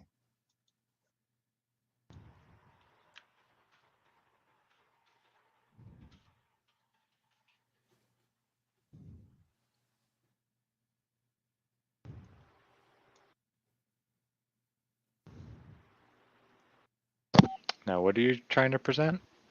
Right now, hold on 1 second. While Cammie's doing that, I would like to mention one more time, Vegas, baby. Tickets Yeah, are man. on sale. The early bird, super early bird special is done, but tickets are cheaper than they will be at the door still. So they're going to get more and more expensive the closer we get to the day. So get them. The sooner you get them, the cheaper they'll be. It's going to be awesome. I cannot wait. I know Mark Sargent, Mark Devlin, Jaronism, Ben Balderson, DITRH, David Weiss, and more to be announced. So yeah. Myself included. I got my tickets. I'll be there. Woo-hoo. All right. right. I plan on being there. This what I have on my screen. Do you have this presented up here? Yes. This is a Helmholtz coil. You see it, it's wires. They use it a lot in physics. They use it a lot at CERN. This is what they're doing at CERN is magnetics with the quadrupoles is their main things. So if you do run electricity through your Helmholtz coil here in your anti-Helmholtz configuration, you will get a pattern that is a quadrupole. So your magnetic field is also going to be a quadrupole. So that right now I've given you 3 ways of getting that pattern on the map. Now we're going to do the 4th one that was a learning one for me. Zach, go ahead now. What's another way we can get? Oops, I'm going to stop sharing. Zach, what's another way we can make that quadrupole? Well, Can you I bring up that picture know, now? Karen B, can you put that picture back up? All right. Yeah, Austin, that's a good question. Is it further down south? I'm not sure, man. Like you said, out here in the middle of the ocean, nobody really goes out here. Nobody is. That's the South Atlantic anomaly, Austin. What's it? So in other words, we're very limited on what we, in fact, that's where they keep people up. That is where it would dictate that land would have to hold the pattern, if I am right about this. And Well, could it be underwater? I don't know. some of it is going to have to extend out to hold the, I don't think so. I'm trying to think on the thing. I could not make it work underwater, but you know, I don't know everything, so I'm Yeah, going to this be is willing the to other not rule it out. configuration that where you can do it with just 2 magnets that are This separated actually and not touching. Like Cami had the other quadrupole that she created with the 2 magnets, they were actually touching each other. And this, when you separate 2 magnets and they're close enough together, they'll create another pole here in the center. So two dipoles, or a dipole is simply a single magnet. If you take 2 dipoles and you position them correctly, in between them, they will create counter space and a quadrupole pattern. Now, this I learned from Ken Wheeler, and when I saw him do this, I Yeah, she made remember me do this. it's like, oh my gosh, because I'm sitting here looking at different ways and I'm lining up the magnets and I'm trying to get, back engineer it to it. But you can actually get to this pattern by using 2 dipoles or pillars. And by doing that, you can create counter space in the center and your quadrupole by using 2 dipoles. So in that case, you could also have the pattern by having a dipole where you're seeing at the top of the screen your quadrupole, which seems to match your pattern in the center. And then when you take it off of the map, I think that, again, your red and blue have got to come together magnetically. So that would equal a dipole where they came together. So I'm not ruling out the 2 dipoles creating the quadrupole because that matches up with a lot of occult symbology, a lot of different mythologies. In fact, I found matches across the board with it when looking at it. You take the 2 pillars and the stairway aligns. Then when you talk about taking your magnets and wrapping them in copper and bronze and some of the qualities they were giving into it, which creates, again, the electric field, it started getting interesting. And this is Yeah, that's like what you're saying, like occult stuff, like think Mm-hmm. like Joaquin and Boaz, you know, Mm-hmm. Mhm. that sort of thing. Yeah, So, every Masonic tracing board has a pillar on each side of it and either a stairway through the center or a ladder or something like that. Yeah, it's weird, the Now, similarities. when you get to the biblical of it, the other interesting thing about this pattern is we have it cut in and done out here, but when you actually pull out on your ferrocell, it's a magnetic pattern and it creates sacred geometry in its way. You have your two poles where your two dipoles would be, but what it also does is it pops out four corners. So it makes it an elongated hexagon as far as your visual pattern on it. So I see that if you take the two pillars, as far as biblical, you would have the two pillars that would pop out the four corners, which your four corners kind of go with where your clover leaf is the way the pattern works out. That's again the magnetics. When we put what's really easy to see it on, Zach, is when we plug in the computer in yours. It's got the CRT computer that you can read it as a plasma pattern. That's Yeah. also some of the easiest on shifting light. I Well, I just want know. to Oh, go ahead, Karen. Oh, I was just gonna comment on I saw Troubling Tribune where you said earlier, not sure why the lack of symmetry. One thing that we should try to keep in mind when we're looking at the earth and trying to figure stuff out and sort of quantify things, nature is under no obligation to give you perfectly round numbers. And most of the time, it does not. What we're doing for the most part, to be honest, these are approximations. Even like your 24-hour day schedule, it's not 24, it's 23 hours and 56 minutes or right, whatever. And so like, we divide things up into round numbers to make it easier, but nature doesn't deal in round numbers. And in And in fact, fact, yeah. yeah, and I don't even think that the equator is actually a round, is it actually a circle like we're told. Like I'll just really quick, just to Break it address up, that, Karen. is there's all these different types of maps, right? And this one is the inclination map. This one, I think, shows the true ecliptic or the path of the sun. And you see, it's like, it's not a perfect circle. It goes around, but it's kind of a wobbly line. I think this is more accurate to what the sun is actually doing and what's really going on. Like, we don't, just so it's kind of like this is another sort of thought process I got from watching Ken Wheeler, where he says, nature is like that long-haired hippie chick who doesn't shave her arm, you know what I mean? Like just doing her Wild. thing, It's just wild. wild, right? Hmm. So there's no things are not going to be broken up into even numbers. I mean, even the golden ratio, that is an approximation, 1.618, which is basically it's like it's just the basic guidelines for how nature works and how plants grows and how things sort of break up, right? It's never exactly in half. Even the eggs follow the golden ratio, right? You just keep that in mind. So this So shows an that's why there's no equator line. symmetry. This shows an equator line that's not a perfect circle, but it's actually like oblong and swampy. Hmm. Right, Wow. right. Potato shaped. I mean, I wouldn't know what other A shape potato to give shaped that. Yeah. equator.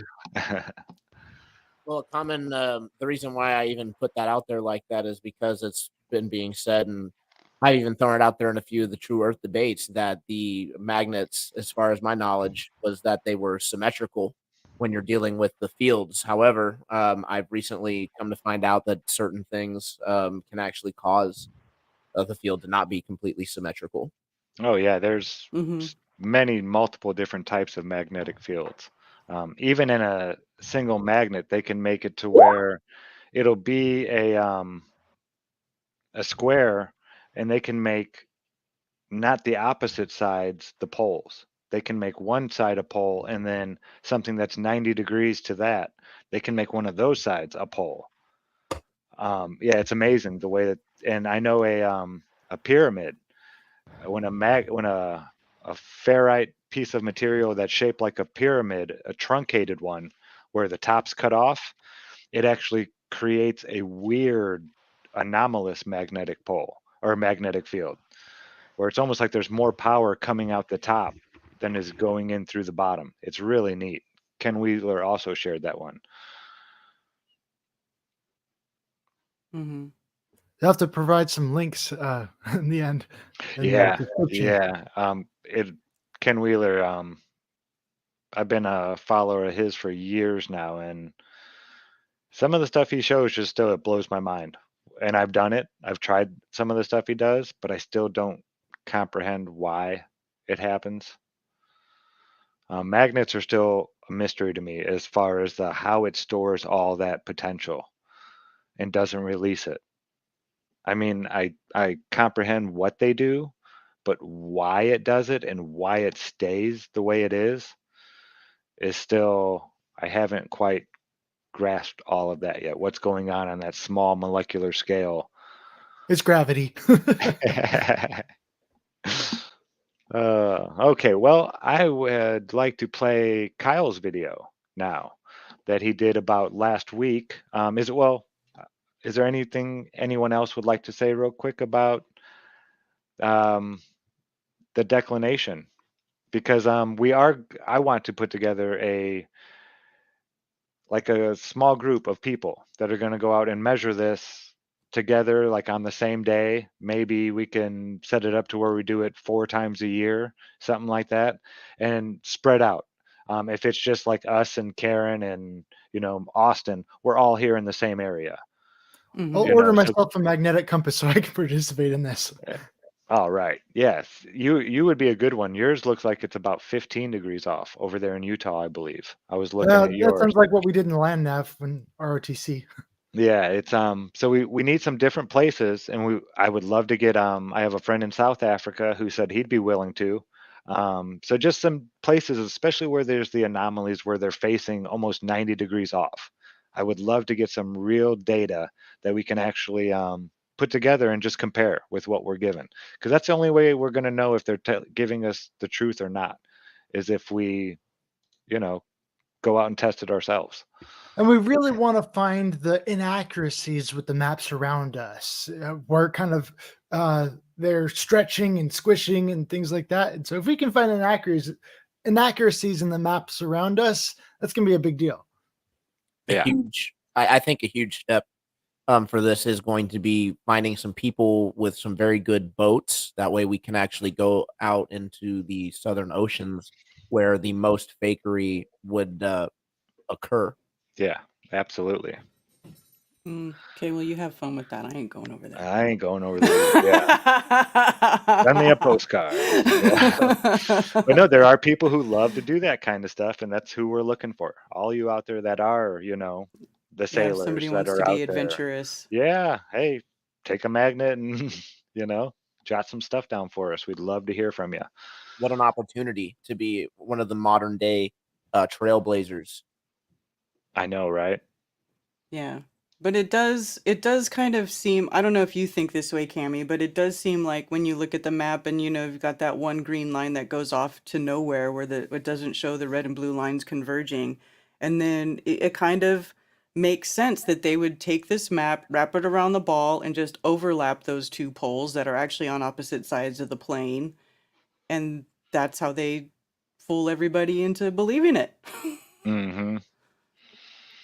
Yeah. Well, all right, folks. That is going to wrap it up. I'm going to finish the show off playing a 15-minute video that Kyle put together, just covering what we went over last week and a brief summary. If you didn't catch it, check this out, and maybe you'd like to go back and watch it. It was a great show, in my opinion. Yeah, I think I'll just end the show with this. So, Kyle, do you have anything coming up before next week? Are you working on anything new? Well, I just found out I'm related to John Alexander Dowie, the flat earther guy who started the city of Zion with the No 10,000 flat earthers. way. So I'm related to him, and so I'd like to tell that story, and I think that'd be pretty fun. Yeah, but at the same time, if everyone really enjoyed the summary, I might do another one of those. So I really enjoyed that. Awesome. Yeah, I did. I thought it was great. You kind of hit all the points we covered perfectly in a nice short video for people to go check out. And yeah, even, Going you'll back and learn reviewing it something. really helped me better understand things too. So I really like that aspect of it because I learned so much more. That's when I kind of take all my notes and put them together and make something out of it. You know what I mean? There you go. Yeah, like we were saying last week, I mean, the Walter Lewin videos from MIT, I had to watch them each like 10 times to get them. No joke. It took me that long for it to sink into my head and really wrap my brain around what he was saying and grasp the concepts. The ones And who are the teachers are the ones that learn the most, yeah, as it says. And so when you kind of summarize it, you've got to make sure you really understand it in order to, what everyone's saying to best do it. And so I don't know. That's just how I process information. all right. Well, Skylar, what do you got going on this week, man? Oh man, super fun stuff. We have the True Earth Debate Ball Busters edition tomorrow morning, 9:30 a.m. Be on my channel bright and early. We're going to be joined by Dave Weiss from Dearth, and we are going to be busting Jacob's balls. So it's Nice. pretty I fun. will. I've seen some back and forth. We should be very entertained by this conversation. Yeah, I can't wait. I'll be there for that one for sure. Karen B, where can people find you? What do you got coming up? Well, you can find me just at Karen B, of course, and I will be doing anti-religious scripture study this Saturday with Jess Jack at 11:11 as usual, and of course Coffee Talk on Monday and Strange World on Tuesday, and also flatearthfestivals.com so you can get tickets to go to Flattoberfest 2023 and hang out with hundreds of flat earthers for an entire weekend in Las Vegas. Vegas, baby. And Miss Cammy Nodell, what do you have going on this week? Are you muted? I am muted. Hey, tonight I have going on. I'm going to be in the audience cheering on Jaron and Whitsit and David Weiss on the thing, and I'm hoping everybody goes over and cheers them on. I'm excited about that. Thank you for joining, and I think Whitsit put it in there really good where they're talking about. I think the north is probably decently accurate up to about 60 north latitude, but I don't trust the south at all. I agree with that, Whitsit. I think that they're spot on. I definitely think they have deception there, though I do think in the Australia area, there's so much land and measurement around it. I don't think the deception there. I think the deception is where they keep us all away from it. The South Atlantic anomaly between South America and Africa, I think we'll find a huge amount of deception in it. And I tend to agree. I just want to be careful not to, as my husband used to say, throw the baby out with the bathwater. Just because they put some deception in it does not mean that we should like completely rule out what it might have for us, because again, I think it will help us with truth. So I think this has been a good show, and I continue to learn. And yeah, let's show up in the live chat on Jason Shirka's show at 4 p.m. Oh, it's past 4 p.m. Brianna. Pacific time. Oh, Pacific time. All right. At 7 p.m. Eastern. But thank you everybody for joining us on this learning show, and I'm enjoying it. All right. And me, I will be over at Iron Realm Media. Let's see, that'll be Tuesday morning. And, well, actually, what's today? Thursday? Tomorrow night. And tomorrow morning, actually, 5 a.m. Iron Realm Media. We do Ironworks with Josh, Walt, and Zach. It's a fun time. I really enjoy it. I've been doing it for about, I don't know, 5 years now, I think. And it just flies by. It's crazy how quick the time goes. So, folks, that's going to wrap it up for the show. We're going to end it with Kyle's video that briefly goes over what we covered last week. Remember to be good to each other. Don't lie to each other. Open your mind because there's truth inside. Peace out. Peace. Ghostbusters! And welcome everybody to GLOBEBUSTers. We accept the reality of the world with which we're presented. It's as simple as that. The GLOBEBUSTers have started a new Thursday show called GLOBEBUSTers Tech, where we strive to dive more into learning about our world through observation and experimentation. The raw, uncut show is about 2 hours long, and for convenience, I wanted to provide a summary, giving an overview of what we talked about. First off, we introduced our panel members. Cami Nodell, the wife of Bob Nodell. Her individual YouTube channel name is Aisling717. Next, we have Karen B from the YouTube channel Karen B. Then we have Zach from the channel Good Times for All. And we have a new guy, Skylar, from the YouTube channel Troubling Tribune. And then we have myself, Kyle Adams, from the channel Kyle Adams. And now for the meat and potatoes of what we talked about. First off, we talked about refraction and how this is a really important concept for flat earthers to understand, since some of the primary arguments against the flat earth are people saying, oh, well, things appear to sink on the horizon, therefore that proves the earth is a globe.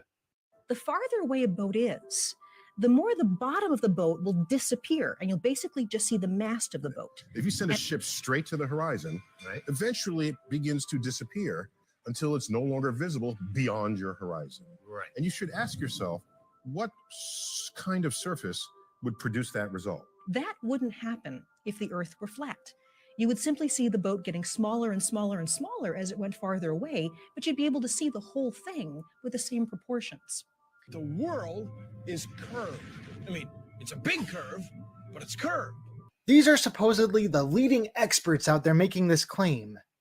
But when we take refraction into account, it debunks their claim. The fish tank laser experiments are an excellent example of this. I've got a link to this series provided in this video's description. After that, we started talking about the refraction index and what that is. That got a little complicated, jargonated, and confusing. My understanding of the refraction index at the time was that the refraction index was a number given to indicate how much something refracts light. So I looked at where it said a vacuum has a refractive index of 1, and that made no sense to me. Why would nothing be able to refract light? Then it was said that the refractive index had to do with the speed of light, which, in the case of the increasing refractive index, made it appear like the light was going faster and faster when it entered into objects of greater and greater density. Which made no sense and was the exact opposite of everything I understood about refraction. Refraction is the bending of light, and an angle of 1 degree is still bending. In a vacuum, a beam of light shouldn't have any medium to bend it. So saying a vacuum has a refraction index of 1 was really hurting my brain. But since then, I've looked into this further, and I've finally been able to make sense of it. Simply put, the refractive index is a comparison to how much slower light travels in one medium as compared to a vacuum. Optical density is how thick or hard something appears to be.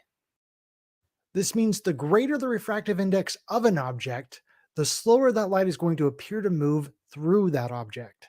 This is what causes that light to bend. But what about the 1? To figure that out, we have to take a look at the math. The concept for figuring out the refractive index of something is really simple. It's just a division problem. You just take the speed of light in a vacuum and divide it by the speed of light in your object. And here our object will be glass. The speed of light in a vacuum is 3 × 10⁸ meter per second, and the speed of light in a glass is 2 × 10⁸ meter per second. After calculation, I get 1.5. So the refractive index of glass is about 1.5, meaning light travels about 1.5 times slower through glass than it does a vacuum. It's all about comparing something to the speed of light in a vacuum. Even if you're comparing the speed of light in a vacuum to the speed of light in a vacuum. In which case, if you divide a number by itself, you get 1. The speed of light is traveling 1 time slower in a vacuum than it would travel in a vacuum. I think that's about as simple as it gets here. Again, how it works in reality, not doing the math of it, but understanding how it works and that it's out there is really key to this. The math for me is meaningless unless I understand it. So. Well, yeah, and that's so true about every part of physics. Walter Lewin, my favorite physics professor, he taught at MIT for 4 decades. He said, if you only know the equations, then you know nothing. So you can memorize every equation. Yeah, but if you don't actually comprehend what's taking place, you know, in the realm of physics between whatever you're looking at, then the equation really means nothing. It's just numbers to get that little piece of paper, you know, for taking a test. That's all that's for. And that's why how we got in the predicament we're in today. Exactly. I was going to say that. It's like, that's the problem in the world today is, oh, well, here's some numbers and therefore you're wrong.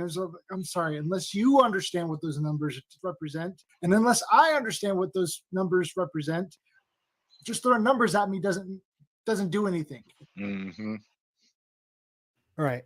Now, taking another look at the refractive index of glass, light is said to travel about 1.5 times slower through glass than it does in a vacuum. Exactly what causes light to speed back up the moment it leaves the glass is a whole other question. Cami explained that this is because light is not a particle. Here they say light flat out travels in the form of waves. There are no particles. Like ripples in a pond, this forms the basis of crystal and gemstone optics. Notice we don't have any particles here. They don't work in gemstone optics. Gemstone optics rule out particles. Polarized filters are another great way of ruling out the claim that light is a particle. I think this opens the door to so many different questions and just possibilities out there. One of the major questions that really crosses my mind is looking at the polarity of the sky.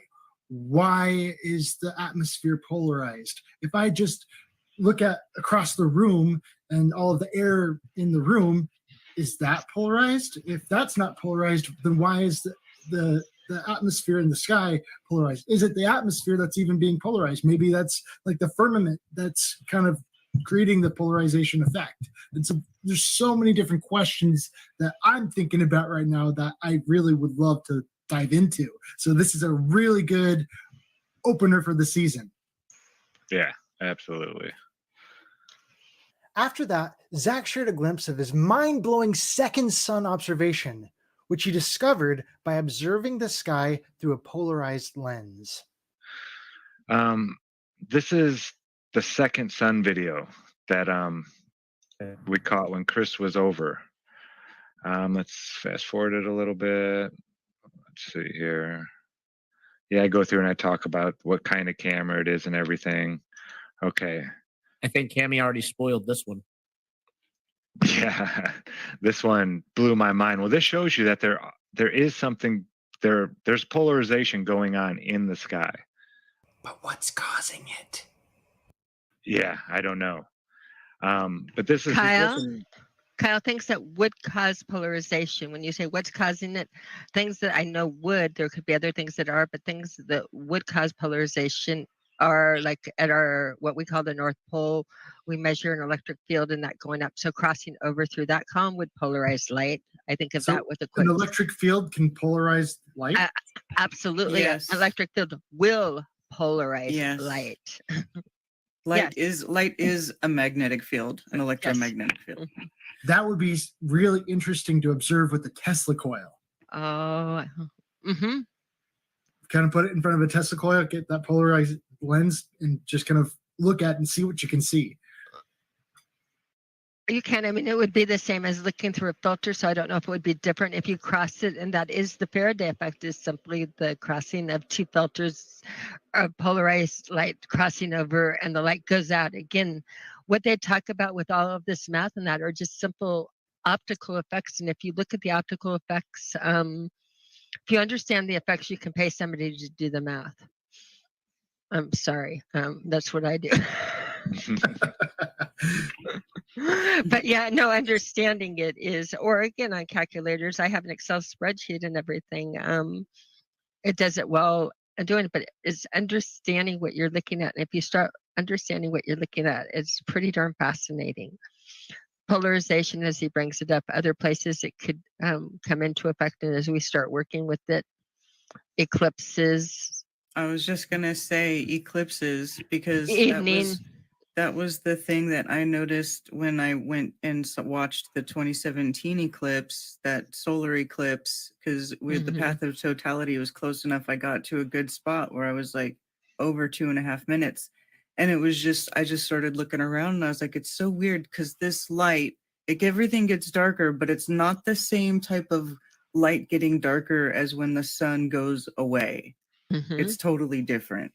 It is. And like weird things happen, like with the shadows on the trees and those weird like light waves that happen during totality. It's all kinds of crazy things go on. So there's definitely some crazy polarization effects going on during eclipses. Our model also includes a firmament above our heads, which has refractive qualities allowing day and night to happen on the flat Earth, as well as the seasons. As to what it is made out of, we don't know, but if it's crystal, it could act as a polarized filter as well. So when we take a look at crystals and what they are capable of, it can give us a better understanding of just what the firmament is capable of. What you have here is you have some fancy lines on here. And we're going to be looking through a piece of optical calcite, and something remarkable happens. This we're going to put into nonlinear physics. You're going to say that when I look through this, I don't get one line, but I get two lines. And depending on what angle she's viewing it through, it changes. Is that not wild? Yeah, that is pretty crazy. Now go ahead and do some of the different optics that you can get. See how I can make it bend down. Look what I can do with the line with this crystal. No, we're talking about possible crystalline things in nature. Go ahead and look what I'm doing with the lines by moving this around just a little bit.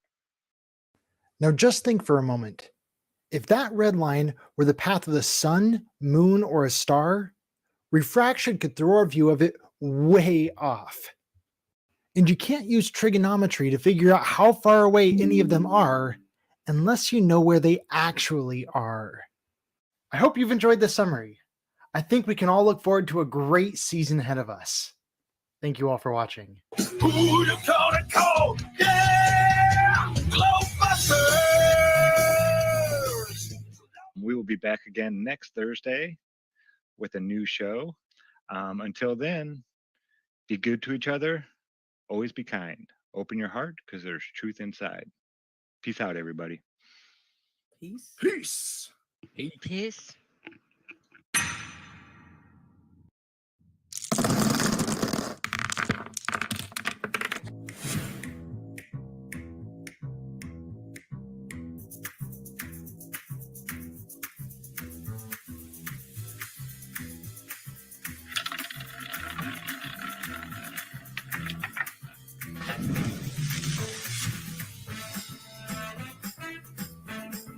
We're gonna give Daddy the Rain Man suite. You dig that? We're going to Vegas, Mike. Vegas! You think we get there by midnight? Honey, we're gonna be up 500 by midnight. Ah, Vegas!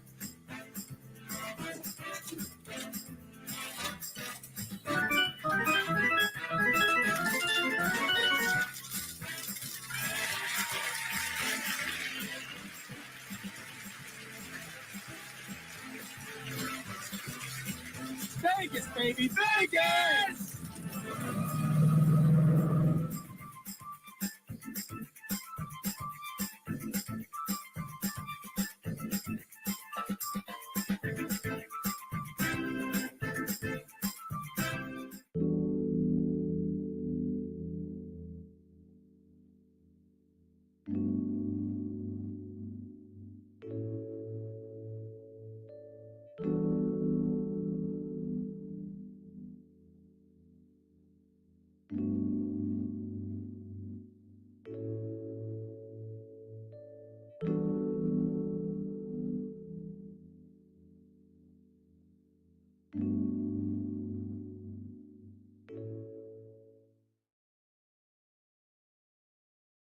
This is the world's strongest magnet, capable of sucking objects in, generating